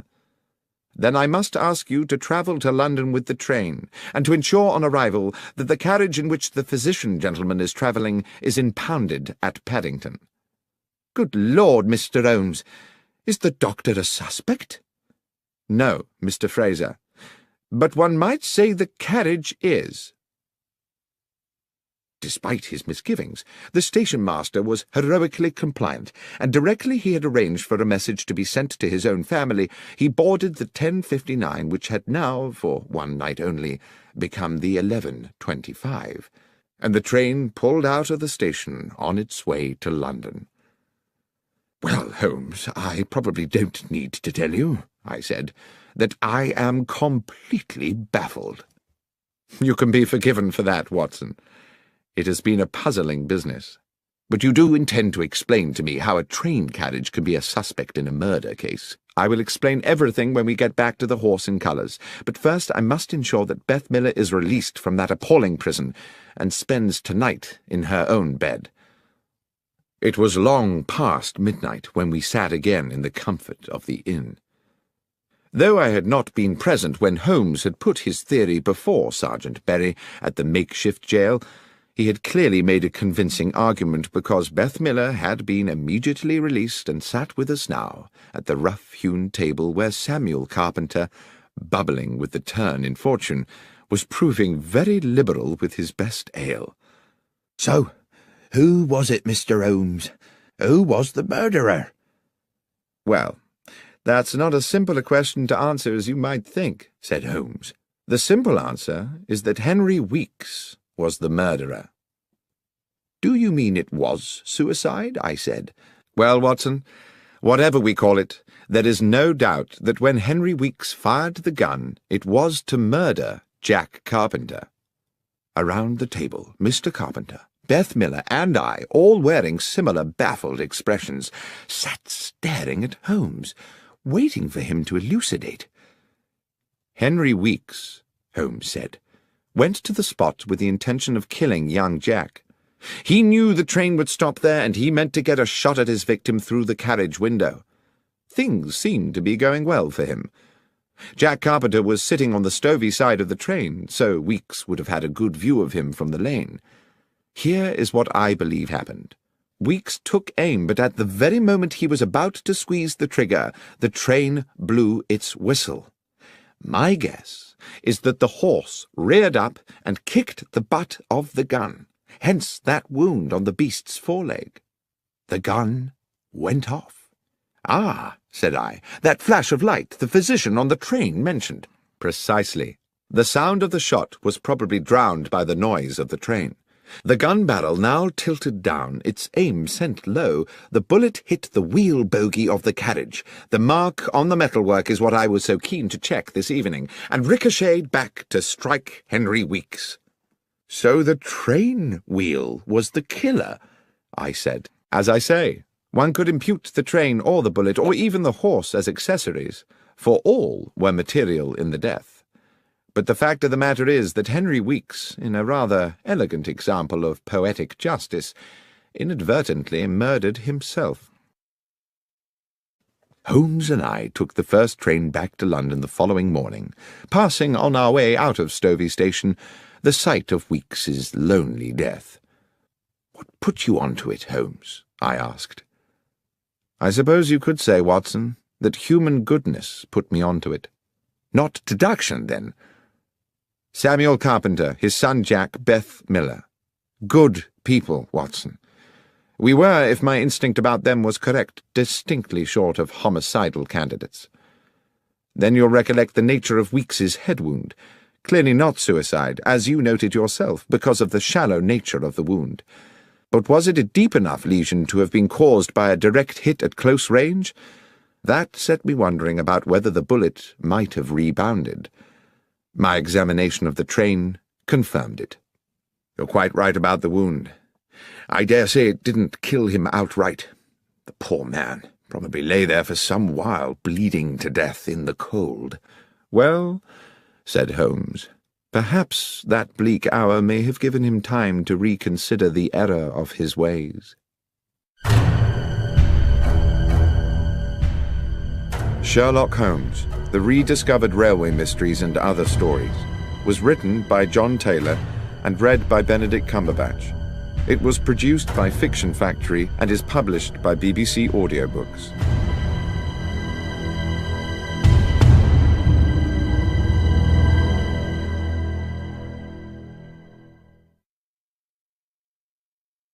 When I was young, it contained the treasures of boyhood, a catapult, a lump of beeswax, the carapace of a crab. For many years since, it has been the repository of an archive, admittedly a rag